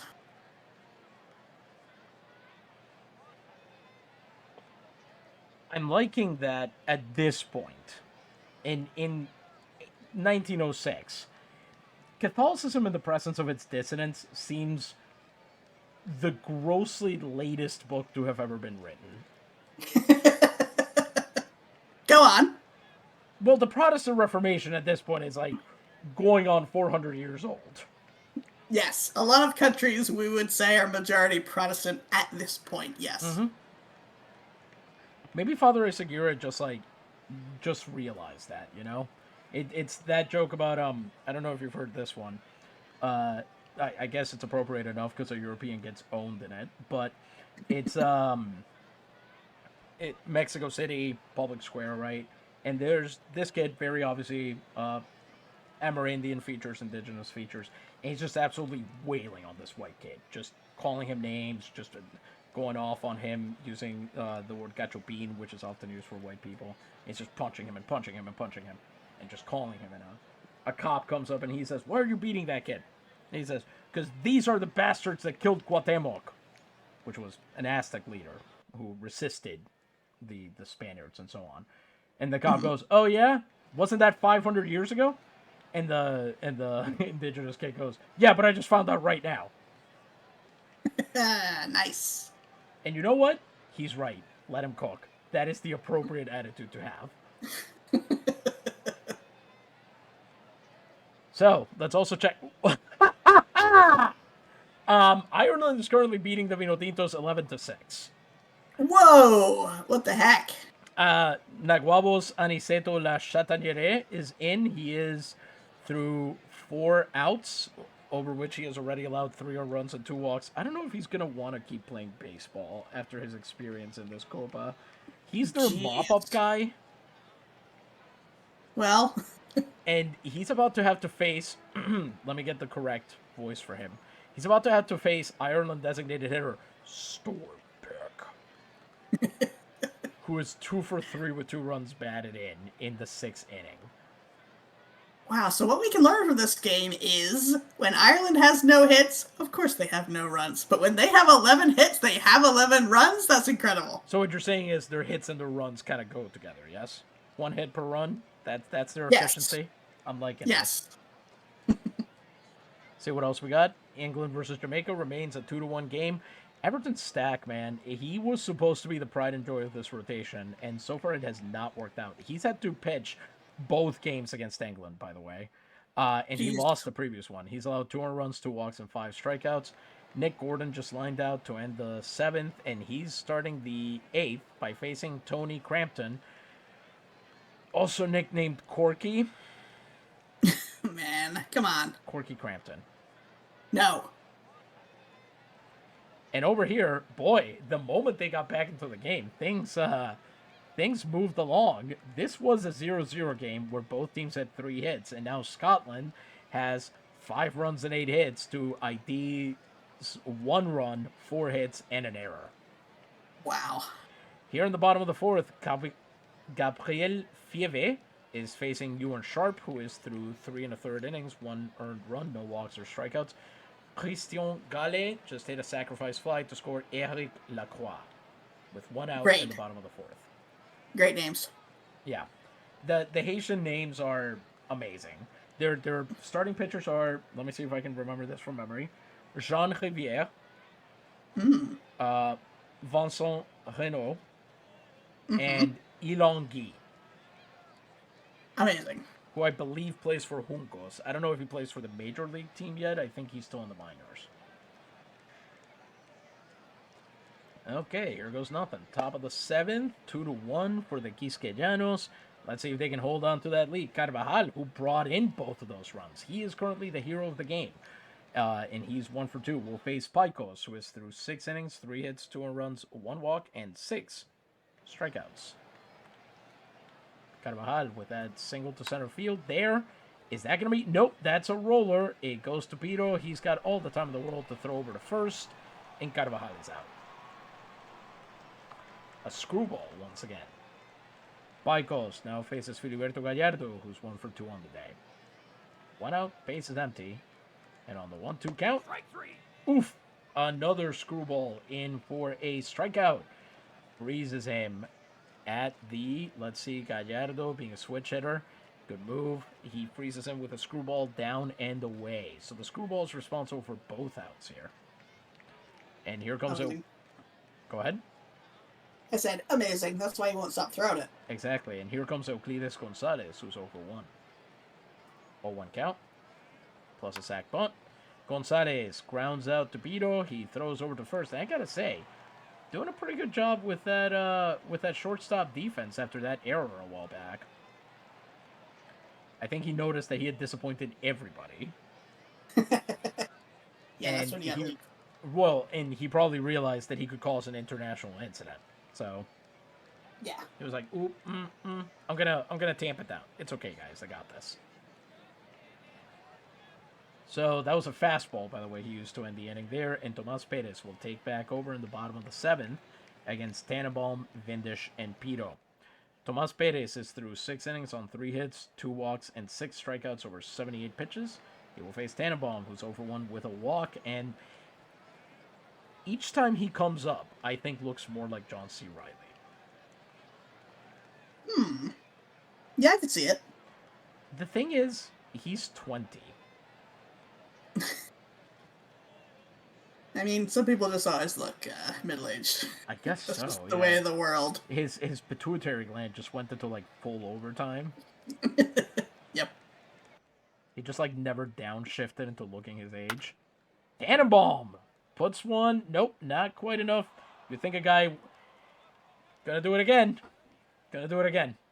You'd think a guy named after a Christmas tree could put more wood on a baseball. Woo!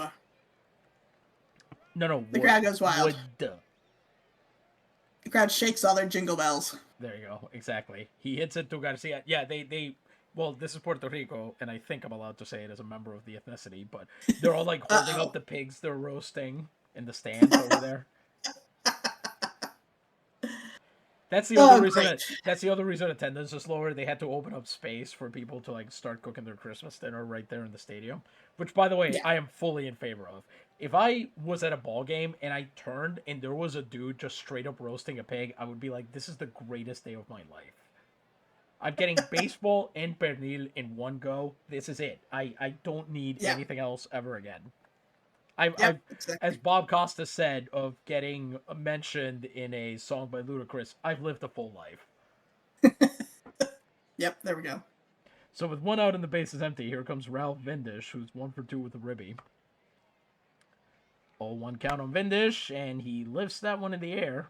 Quite a lot of wind under that one. Nice. It gets retired by Garcia at second base. So I think we'll find he's actually Ralph outish. And here comes Aloysiu Pito with 2 outs and the bases empty. Do you think his fans are called pyromaniacs? No, I don't. I think I'm you're not following yes along. ending this.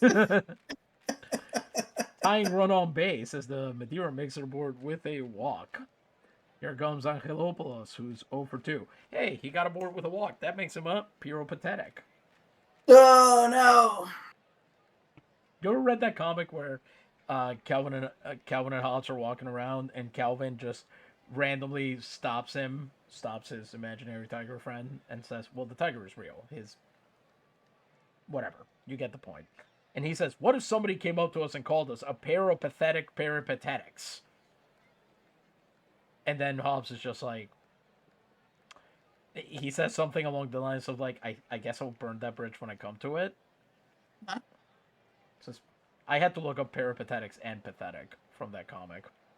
Yeah, of course you did. Mm-hmm. But you were that kind of kid, so it works out. Yeah, exactly. Angelopoulos comes up. The sad part is I probably... If that's not the embodiment of anxiety, I don't know what is. When you Truly, think about yeah. what someone might use to insult you. Yeah. You're always strategizing against a bully that hasn't even shown up yet. Yep. All right, here comes Angelopoulos, who's 0 for 2. I can't believe that we're only an hour and 2/3 into this game. Tomas Perez gets his 7th strikeout of the game. The Internacionales get a walk, and that's Hawk here in the bottom of the 7th. Got him on the fork ball. I don't think we've seen a fork ball strikeout yet in this game. Cool stuff. He's still reaching into the bag of tricks for the top of the 8th. I forget, there was a Nationals manager. It's a loading screen quote in our simulator here out of the park. A Nationals manager who called for his first ever squeeze play. And when he was asked, like, what made you decide to do that, his answer was, sometimes you gotta open up the Cracker Jack box. What? This ties back into Schrodinger's we were talking about before. Clearly, he's saying you don't know what prize you're going to get until you look. Uh-huh. Which is very interesting, because a squeeze play is a very specific thing you have to call. Like, there have to be very specific conditions for it. So But you never know how it's going to break, do you? I guess. Yeah. Yeah, true. There is a reason it's not used very often these days. Oh, hey, look at that. I don't even know what it is, to be fair. Yeah, I'm going to be totally honest with you. I don't know either. But my understanding is that basically what you're trying to do is force the defense to either try to get the out at home. Okay. Or... so you have to have, I think the prototypical squeeze play, I believe, is runners on the corners, fewer than 2 outs. So 0 outs or 1 out. And the idea is, the moment the hitter makes contact, or even before, the moment the pitch leaves the pitcher's hand, the guy on third base is booking it homewards. Okay. And what you are trying to do as the hitter is just make enough contact with the ball that if they pick it up and have time to throw home, and if they pick it up, they won't have time to throw home. Yes, so they either rush a throw home, trying to stop the run from happening, and throw it away, and then you've got, other runners can move and everything can go nuts, or they'll have to take the out at another base. Okay, that makes sense. And I believe it's called a squeeze play because you're generally trying to like bunt it down the opposing baseline. You're trying to bunt it down the first baseline, which is not normally what you want to do with a bunt. Normally, you kind of want to bunt it away from where the runners are going to be moving. Or actually, no. Then I guess it is exactly what you want to do with a bunt. Yeah, I was want gonna the guy on say third to take you're it. bunting it as far away from third base to make as long a Exactly. throw to that as possible, Yeah, or I guess to home. I could be wrong about that part. You might be able to just like get in there with a normal roller, and this is one of the few times where I would love our usual more baseball aware audience to be in, and they are not, unfortunately. So instead, we're just gonna have to steam ahead with top of the eighth. Picos on 89 pitches, 7 innings, 3 hits, 2 runs, 1 walk, 7 strikeouts. And here comes our new designated hitter for the República Dominicana, number 22, Rafael Oropesa, who is 1 for 3 in the tourney. He must have hit like a double or a triple if he's got an OPS of 1,000. Not a great player or anything. He's currently playing for the St. Catharines Chicken Chuckers in the Golden Horseshoe Baseball League, which is part of the League of the Great Lakes. It's part of Canada that isn't within the RCBL. It's not affiliated. These aren't they are not part officially of the Liga Nacional Puertorriqueña system. They're not part of any teams or anything. You won't find them on any LNP teams page, and they don't get into the League of the Great Lakes playoffs, which is very funny because it effectively means the Eastern Great Lakes get like another wild card, basically. Okay. Just so you know, if I seem distracted, it's because I'm getting like 60% of each sentence you say now. So. Oropesa flies out to left field. It's on the 2-2 pitch, which was a fastball. Here comes the new pinch hitter. Wow. I don't think I've ever seen 2 pinch hitters back to back. On the same team? In a game. Okay. Here comes and certainly not for a team that's leading. That's the wild bit. Yeah, that's weird. Here comes number 10, Daniel Cruz, a lefty currently batting for the Norwalk Maples. Norwalk? I feel like it's got to be pronounced like Norwalk. It's in Ohio. That would make sense. Yeah. Yeah, it's in also the League of the Great Lakes. He's 3 for 5 with 3 ribbies. Norwalk Ohio, is the town that norovirus was named after, if you didn't know. You'll never let them live that down. There's Nope. no reason to mention it, but you keep mentioning it. I sure do. Because it blows my mind that is not some kind of Greek root. Yeah, that's bizarre. Exactly. For a while there, it was called the Norwalk Agent. And that is popped over to Piro. He's got it, throws to first. Out number 2. With the bases empty and 2 outs, here comes Columbano Mendoza, who's over 2. I just realized that means Mendoza's going to have to shift over to center field. Because they moved the Dolphin out of the way. So it goes 2 outs, bases empty. Columbano puts one up. It's a base hit. Centur took the wrong route on that one. Had to switch. Oh, no. What happened there? Yeftich is not the kind of guy to commit an error like that. I mean, there's 2 outs and that's fine, but like a 6-star difficulty play, huh? I've never seen that before. Yeah, that's amazing. I don't know if that's a real thing. I mean, it must be in some way, shape, or form, but I've literally never seen that before. But yeah, Centur runs the wrong route, forcing Yeftich to back him up. He picks up the ball, and then it goes under his glove. Trouble handling that, so you end up with Mendoza at second, and Fermin Jimenez, who's definitely waiting for that first base hit. He needs it. He's jonesing for it. He's 0 for 2 on the night. There's only so long you can keep him contained. 3-1 count. He struck out back in the 6th. Huh? Is this Centur you're talking about? No, this is on the other team, Fermin Jimenez. Oh, okay. He gets to first base on a walk, a 5-pitch walk, ending in a changeup. Looks like down and away. And here comes Guillermo Garcia with 2 on and 2 outs. This could get interesting. The Quisqueyanos could try for some aggressive base running here and put some real pressure on the Slovak. Garcia, I think, is going to get plunked. And, yep. He gets hit to load the bases. A fastball out of control there. I don't know if I like that for our man Jan. I I don't like that he's plunking guys with fastballs. Yeah, it's supposed to be a friendly series. I don't want him Mm-hmm. to do these things. Yeah. He's no Ted Balloon, which is a compliment. Ted Balloon, I don't think has hit anybody yet. That's the amazing bit. Now, granted, That is amazing. I think he's only pitched 2 games, so we'll Okay. see what happens. Let's try this again. And I don't think his team's in the playoffs. Oh, okay, yeah. Take that, Ted. So, if he does make it, then we might see some plunkings and clunkings. Sorry, there was a character. I can't believe I'm bringing this back. There was a character in the Chronicles of Prydain series by Lloyd Alexander. His name was Gurgi. He was part man, part beast, and he often spoke like that. He would say there were many gnashings and mashings and things like that. Okay. That was his whole thing. Anyway, 2 outs. Pretty good. Mm-hmm. 2 outs, bases loaded for Ignacio Gonzalez, who could break this game wide open right here, right now. But he is over 3, so everybody cool your jets, okay? 1-0 count. He struck out last time. This time, he rockets one through up the middle. That should score at least 1 run. They're going to get that Yevtich arm in. And that is, let's see there, we've got a 2-run single by Ignacio Gonzalez.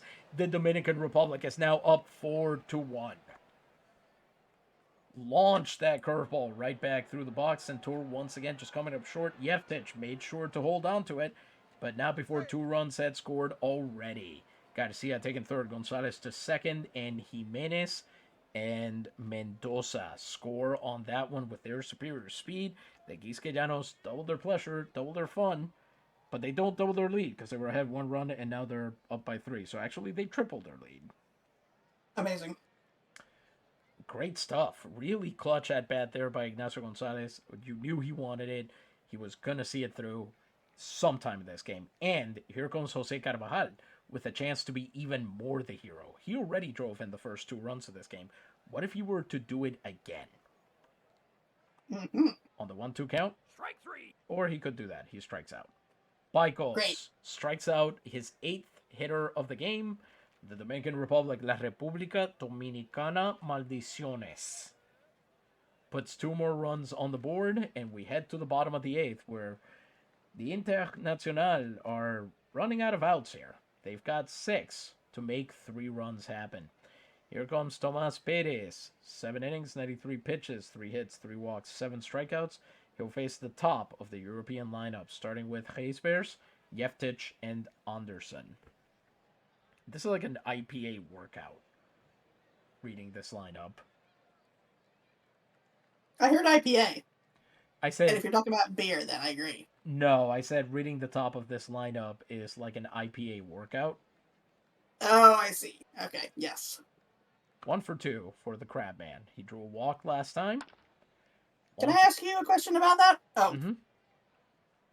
The name of this team, the European team, is that meant to be a French or a Spanish pronunciation or something else?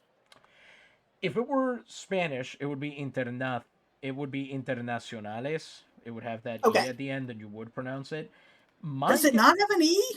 I must have imagined that. Wow. It does, but I'm guessing it's French, so you wouldn't pronounce it, right? Oh.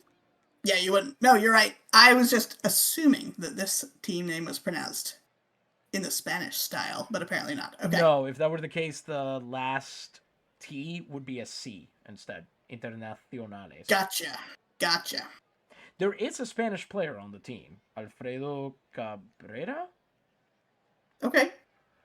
Who is a relief pitcher and who is also a real person. He played in the Cuban leagues. Oh, wow. Was he really from Spain? A real person in this universe, I should say. These are real guys. This is a different universe. This is a different history. Yeah. Yes. But he was from Spain, this man? I believe so, yeah. Wow. I'm not... The reason I believe so is that generally speaking, foreign players get their correct birthplaces. Oh, sorry. If a foreign player gets his correct birthplace, then you usually know he's from there for real. With Yes. Jake Getman, for example, I believe, I could be wrong about this, it's been a while, but I believe he is listed as an American with birthplace unknown so that he can play in the U.S. leagues and he's not considered foreign talent, but he was Russian. Okay. And Gotcha. in the LMP verse, Americans, or sorry, non, why am I putting this much effort into it? Foreigners were not allowed to play in the United States leagues in the in LMP verse.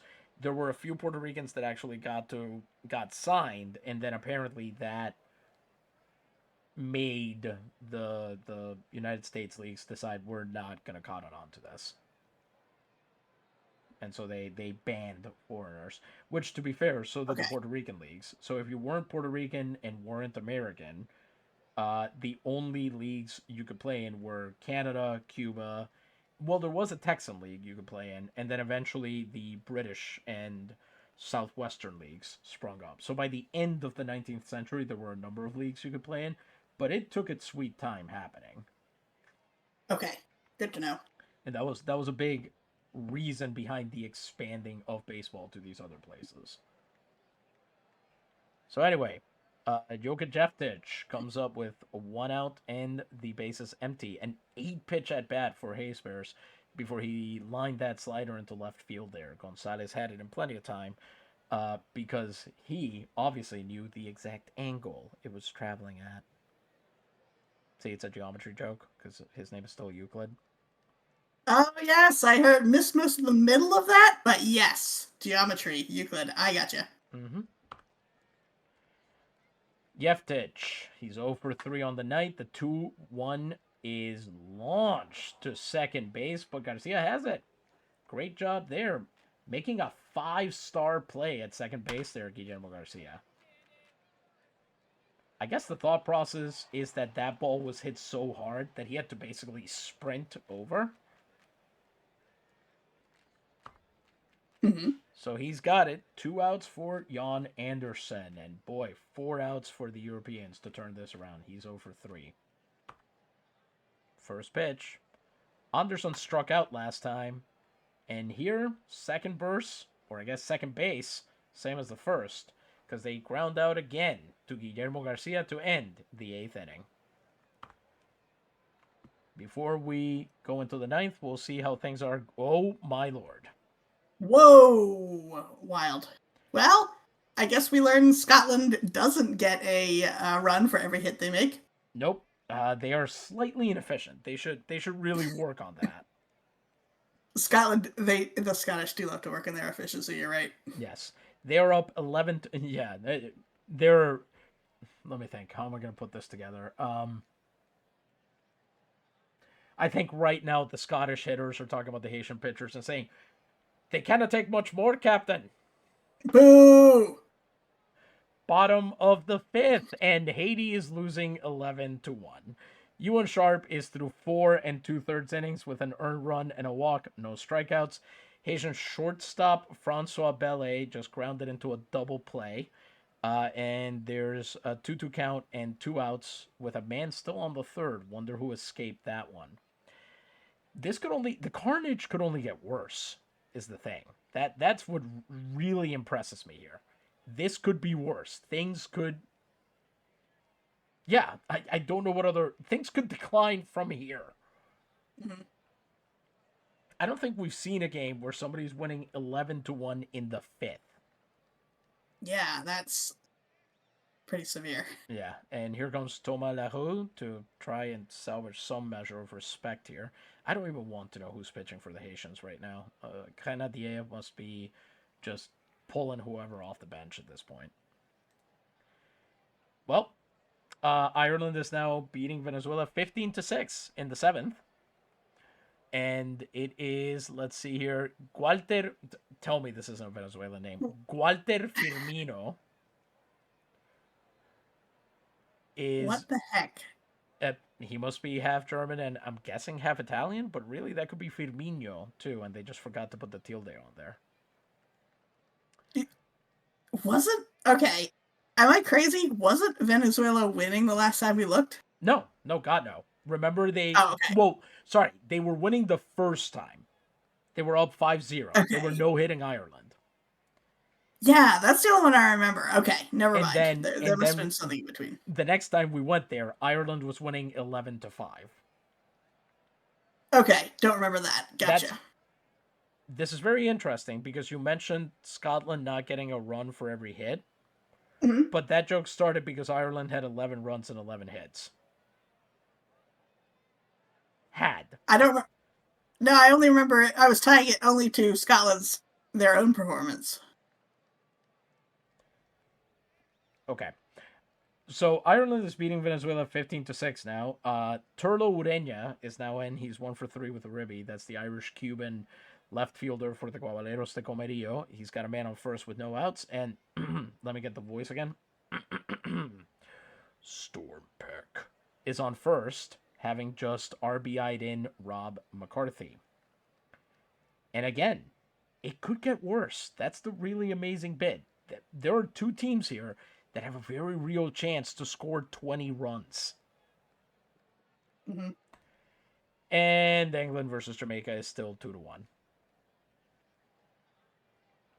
So once again, the scores in the current games are 11-1, 15-6, 2-1.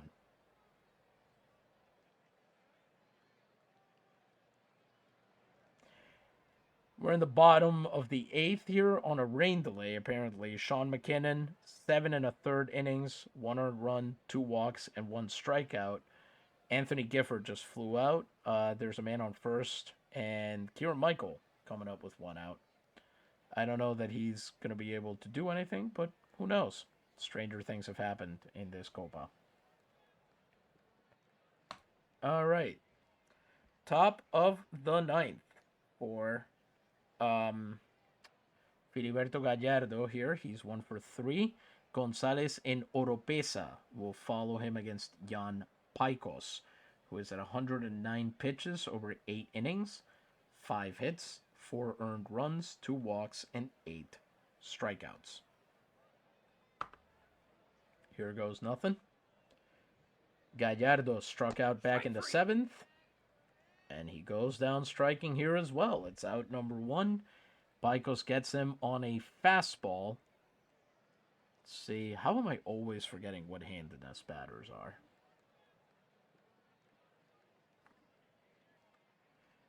Down and away.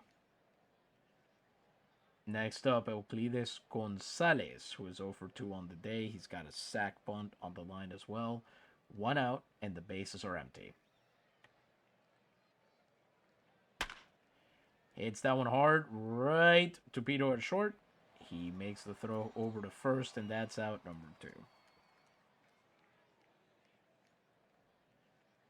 I'm trying to speak a little more slowly to see if it'll stop cutting me off. I take it that is not working. No, I really don't know what it is. Boy, I'm sorry. I suspect, based on the fact that this does not happen with our other audio project, Mhm. this is somehow related to the whole like Microsoft Discord thing. Okay. I Like the streaming process, perhaps? there's got to be something there. I don't know what it is about the sharing of the screen, perhaps. Isn't Yeah. that the sharing of the screen? Isn't that Irish traditional? No! Oh, man. You still got it, though. Gotta give you that. Mm-hmm. Rafael, this is what happens when I sleep 7 hours minimum. You can see in 4 dimensions. Exactly, and they're all puns. And song titles. That's all it is. Yep. Rafael, If only your professors knew you're gonna use all your linguistics knowledge for evil. this is very funny because I did actually only take 1 formal linguistics class. Oh, I wish I'd heard that. This is very funny because I only took 1 formal linguistics class. Ah, okay. And That's all you needed, apparently. And by the time I took it, I knew a good number of those things from reading This is an unscheduled and unauthorized plug for Mark Rosenfelder's language construction kit. Mm-hmm. So anyway, here's Rafael Oropesa with 2 outs and the base is empty. 2-0 count. Oropesa pops it up, and it lands over Pito. Wait 1 second. The play-by-play said that Aloysiu Pito made a short comma space 2 space handed space grab. Okay. Did you catch all of that? Yes. Watch the replay.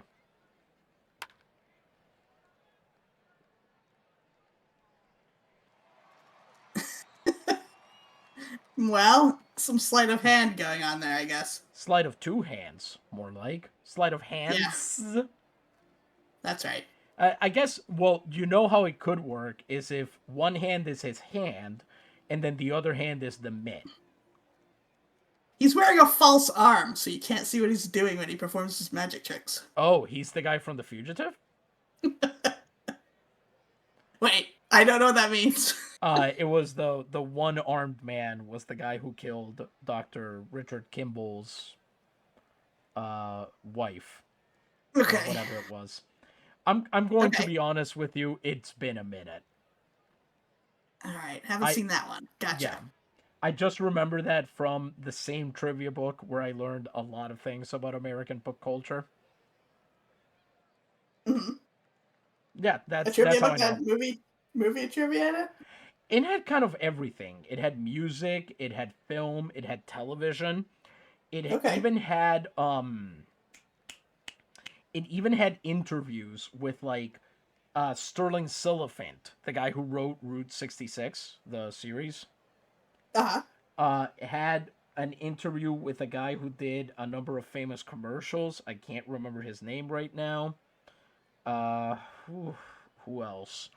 But like people who created these cultural artifacts that became such a big part of American culture. It had interviews with them where they would ask them, you know, how did you come up with this stuff?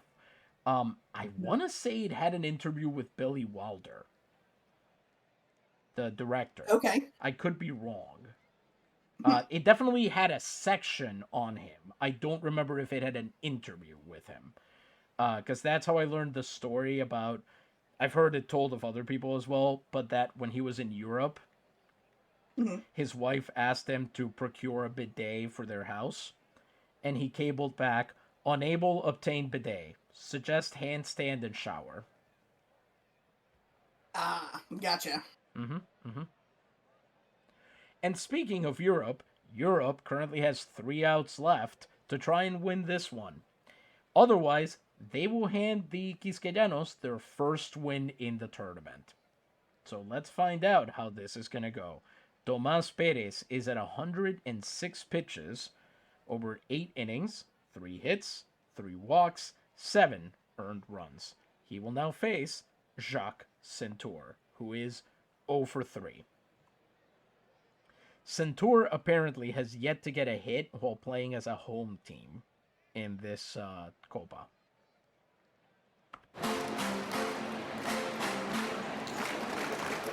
Did he just get plunked? Huh, he sure did. Oh, man.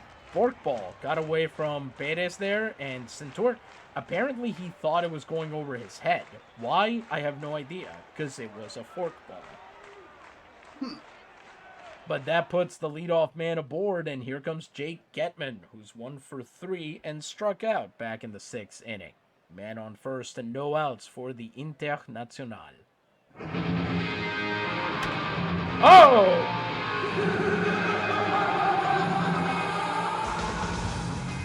Is that the first time the butt rock has ever been deserved?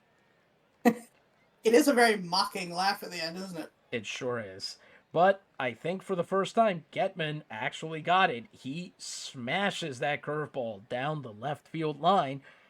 And Europe is in business. They have 2 on with none out. And Manfred Tannenbaum coming up to bat. He's 0 for 2 on the day. You have to call him Gottman now. Exactly. 0-1.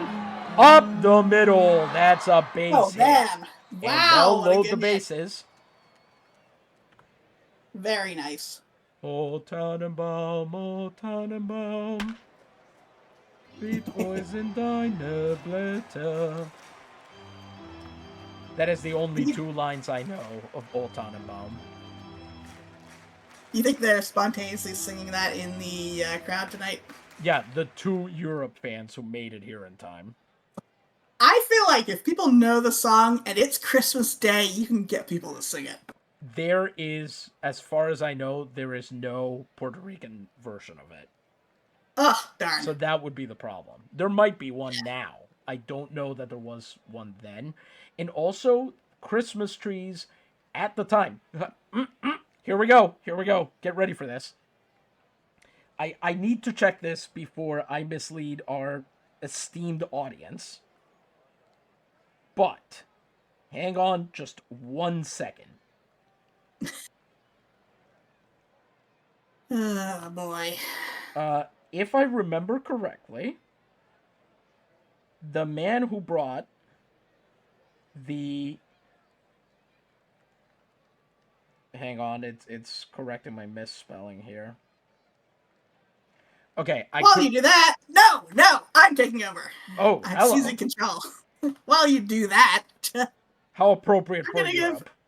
I'm gonna give folks, we've just been handed in the booth an advertiser who heard what CJ had to say at the beginning of the game, and they want to capitalize on this opportunity. So, folks, this is an ad for concentrated and dosified wood tar liquor prepared by Monagas Druggist. The best remedy known for the cure of rashes, itches, herpes, irritations, catarrhs, asthma, and all other diseases of the respiratory passages. It is a powerful antiseptic to clean all types of ulcers, blisters, and other dermatological irritations of bad character. The best purifying blood tonic, superior to all equivalents known until today, and prepared with selected materials. Consult the pamphlet that accompanies every jar. Now, this is the only store for wholesale acquisition of this wonderful liquor is the pharmacy of Carlos J. Monagas in Mayagüez. But you should ask for it in all pharmacies. Long-time listeners may remember that this is not the only thing you can get at Carlos J. Monagas' pharmacy in Mayagüez, but we can't tell you the other one and keep the stream family friendly. Anyway, what I was looking up is I got confused between 2 Puerto Ricans with German last names. Yes. I was going to say that Arturo Alfonso Schomburg, who was Afro-Puerto Rican, who lived in New York City earlier than most of the big migrations there, and who currently names a center for the research of Puerto Rican and especially Black Puerto Rican culture in New York City, I got mixed up and thought he was the one who introduced the Christmas tree to Puerto Rico, but I was incorrect. His name was Agustin Stahl Stamm. He was born in Aguadilla in 1842, and he introduced the Christmas tree to Puerto Rico in 1865. So actually, the Christmas tree might have been here. What might not have been here is the song, because I still have never heard it in Spanish. Fair enough. But still, that's pretty amazing. Yeah, he apparently studied in Prague and died in 1917 in Bayamon. He has a genus named after him and 5 valid species, because aside from being a doctor, he was also an ethnologist, a botanist, and a zoologist. Wow. What a guy. And the pro-independence activist in your much worse world. Yes. Where baseball my world? Popular. I'm beaming in from I'm beaming in from the usual bad universe to call these games. Yeah, the one where in the good LNP verse, no one has a goatee. He says, noticing that there is at least one dude with a goatee on this very field. Anyway, with the bases loaded and no outs, and for some reason, the Quisqueyanos have not tried to replace their pitcher. This is very strange. I don't know why they wouldn't go to a closer here. They have presumably a bullpen. Oh, hey, Will. How you doing? Better late than never is right, bud. Although, boy, have you missed some jokes. Some of them you might be glad that you missed. Yeah, that's for sure. They not only have a closer, they have a closer who could probably get the first out while you're still saying his name. The man's name is Mamerto Legorreta. I'm never going to understand the pitching decisions that are getting made in these games. All right, here we go. Vindish, 1 for 3 with a ribby. The Dominicans are going to need a cheap out, and they're going to need it badly if they want to win this game. 1-1 count. Vindish, fly out to right field. It's brought in. Cruz has it, and they do not advance the runner. I'm actually kind of surprised. I don't think Cruz has that good an arm out there. Yeah. I think if you're Centur, you should have screw what your coach said. Just book it home, bro. Yeah, really. Now pinch hitting for... Go ahead. I was gonna say, what has he got to lose? Well, the respect of his... You know what? Actually, he might be on the one team where that would be a problem. The other Europeans would just be like, that's just not the way we do things around here. Yeah, that simply isn't done. Anyway, next up, now pinch hitting for the Internacional. It is originally from Denmark, but currently playing for the Amigos de Guanica, where his team just got boat raced out of the Campeonato Nacional Puertorriqueño.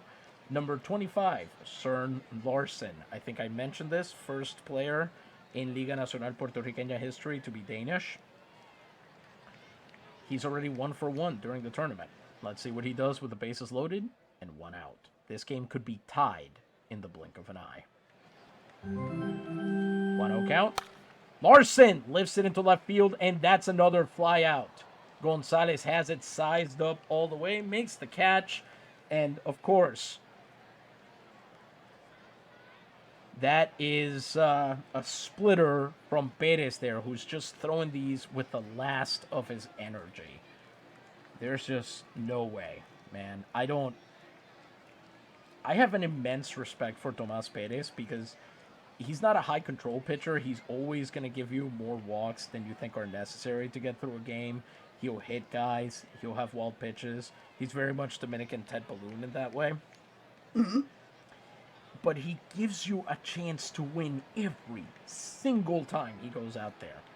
And he's coming out with 115 pitches on the line, bases loaded, 2 outs, bottom of the ninth, tying run on first, go-ahead run at the plate. The Europeans have a chance here to possibly even win this game if Damianos Angelopoulos can get his first base hit of the Copa here. And I'm betting you anything that it's not that the Quisqueyanos aren't putting in their closer. I'm betting you Tomas Perez isn't letting them. Sorry, isn't letting what? I'm betting you that it's not that the República Dominicana coaching staff it's not that they aren't going to their closer. I'm betting you Tomas Perez isn't letting them. Oh, okay. He's saying he can do it. Yeah.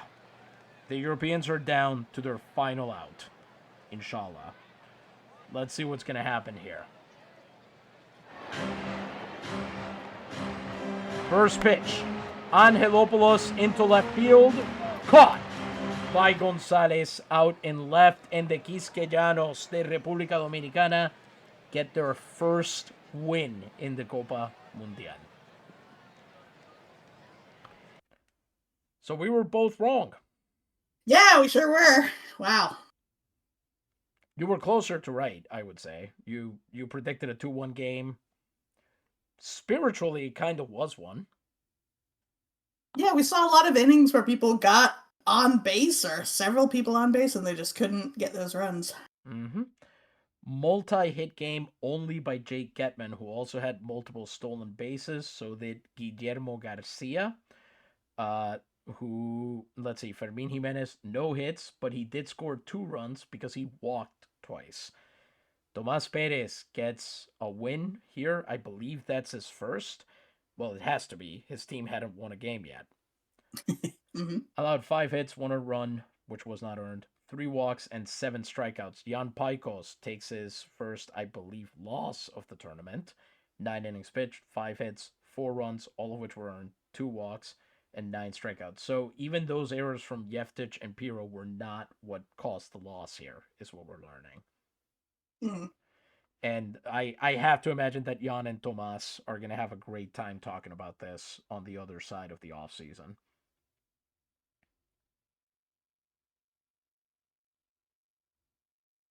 So anyway, I guess we'll check on the standings and scores. But before we do that, Louisa, any final thoughts about how this one went?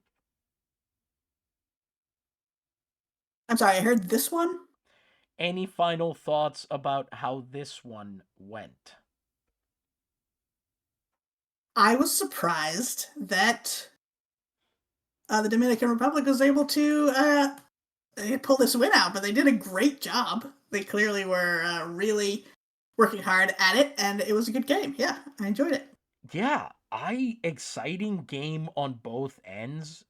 They win with two-run singles, but honestly, I mean, look at how it ended, right? If one of those fly balls gets past Gonzalez or Cruz, we're talking about a tie game.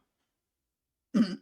So the game was wonderful, full of opportunities right up until the end. And that's exactly what you want to see from a high level match like this.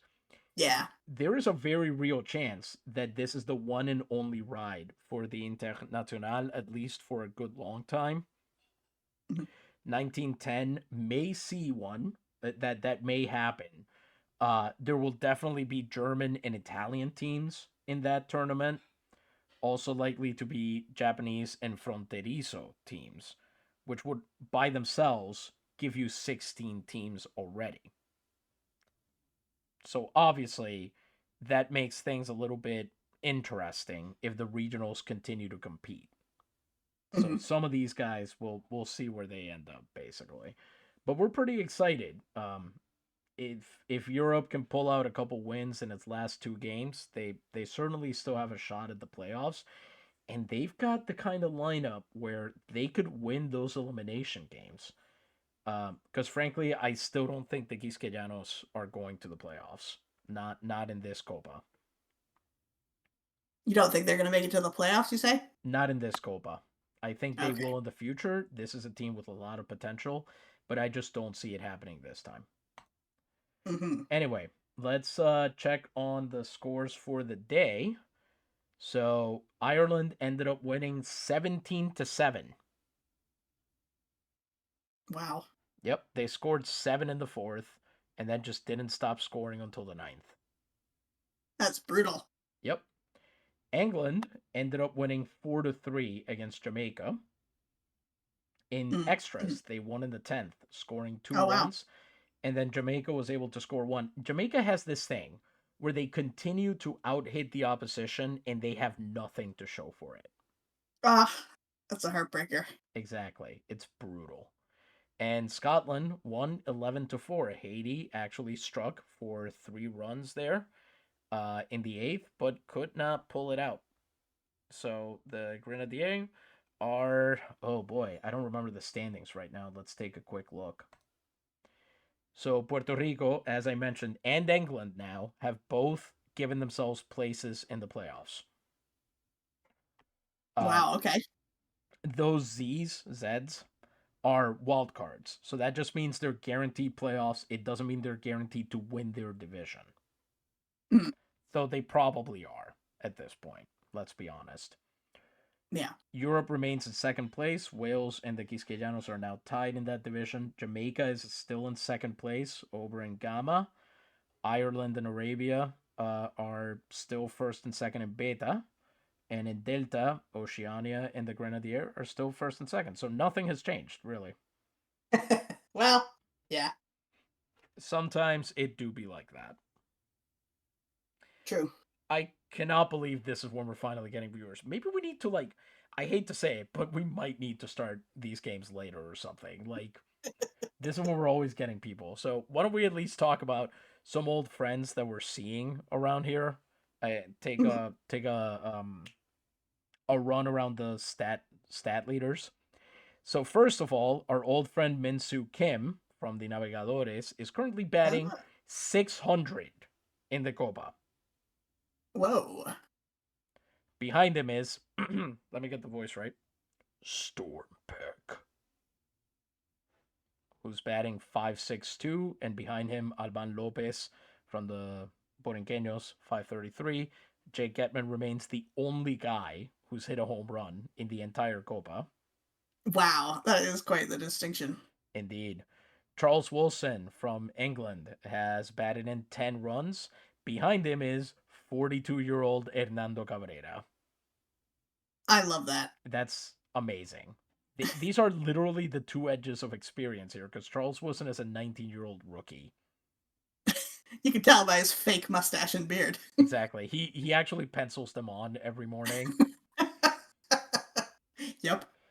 Hector Sanchez from Mexico is leading with 7 stolen bases. His teammate Frank de Castillo, wonder if we know about him, is Ooh. right behind them with 6. Hector Sanchez, by the way, a twice Ilustrísimo in the Mexican League. That's their MVP award. He just got traded from the team that he's been with since 1901. Wow. Why? Who can say? So, Charles Wilson, his OPS is so good, it's in the Renaissance. It's 1565. Hold on, is that not the same guy we just were looking at? Yeah, but this is a different category. That was runs batted okay. in. This is OPS, pardon me. Gotcha. But it's as far as wins above replacement on the batting side, let me once again get the voice right. Storm Peck for Ireland, Corky Crampton for England, and some dude named Graham Underwood are all Woo, ham! tied at the top of the list with half a win apiece, which in a 12-game in a 6-game tournament, that's something. Nice. William Brown and, again, some guy named Graham Underwood are also leading the league in batting strikeouts with 5 apiece. That's bad, though, isn't it? Wait for it. Tied for the lead in walks are Antenor Juarez of Puerto Rico and some guy named Graham Underwood for England. Wait a minute. How could he be leading in hits, strikeouts, and is he just up to bat constantly? He is the leadoff hitter for England, and England tends to win by a lot. Okay. But more importantly, I guess that's his batting approach. He just strikes out or walks a lot in this tournament. I don't like that. I don't want him to do that. Esquivel, I'm in the stands. I'm saying, no, ham, no, hit the ball. You're holding up a sign that says "Careful now." Yes, down with this sort of thing. Yep, there we go. Hit by pitch, Castro for Cuba. Not the first time Castro for Cuba has gotten plunked a couple of times.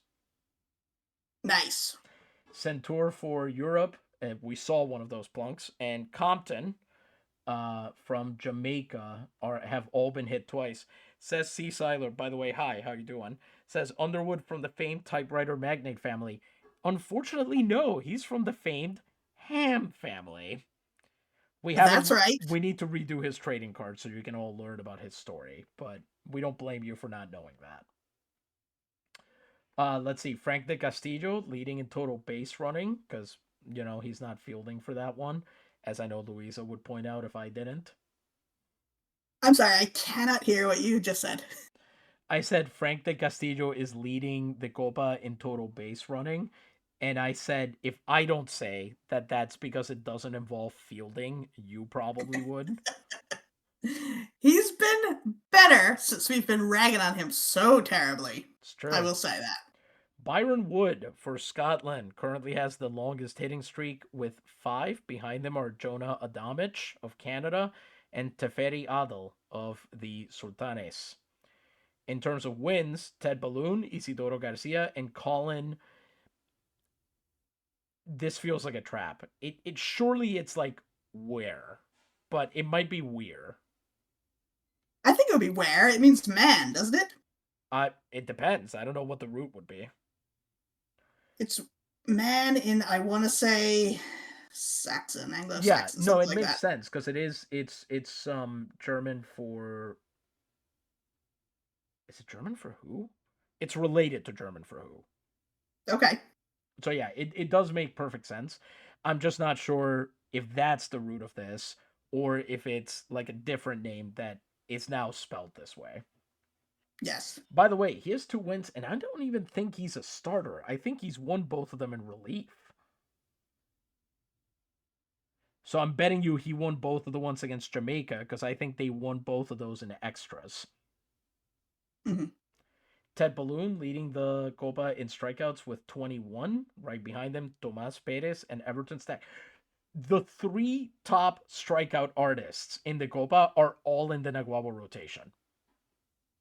And how's a pitcher leading in strikeouts? Strikeouts that he's pitched. How many guys he has struck out. Oh, I see. Okay, sorry. I thought we were still in batting. Gotcha. We still got a couple saves. One for Alfie Allen for England, and one for Alia Shrestha for the Neptunes. Boy, he does not look happy to be here. No. First, I don't know if he's actually cracked the major leagues yet.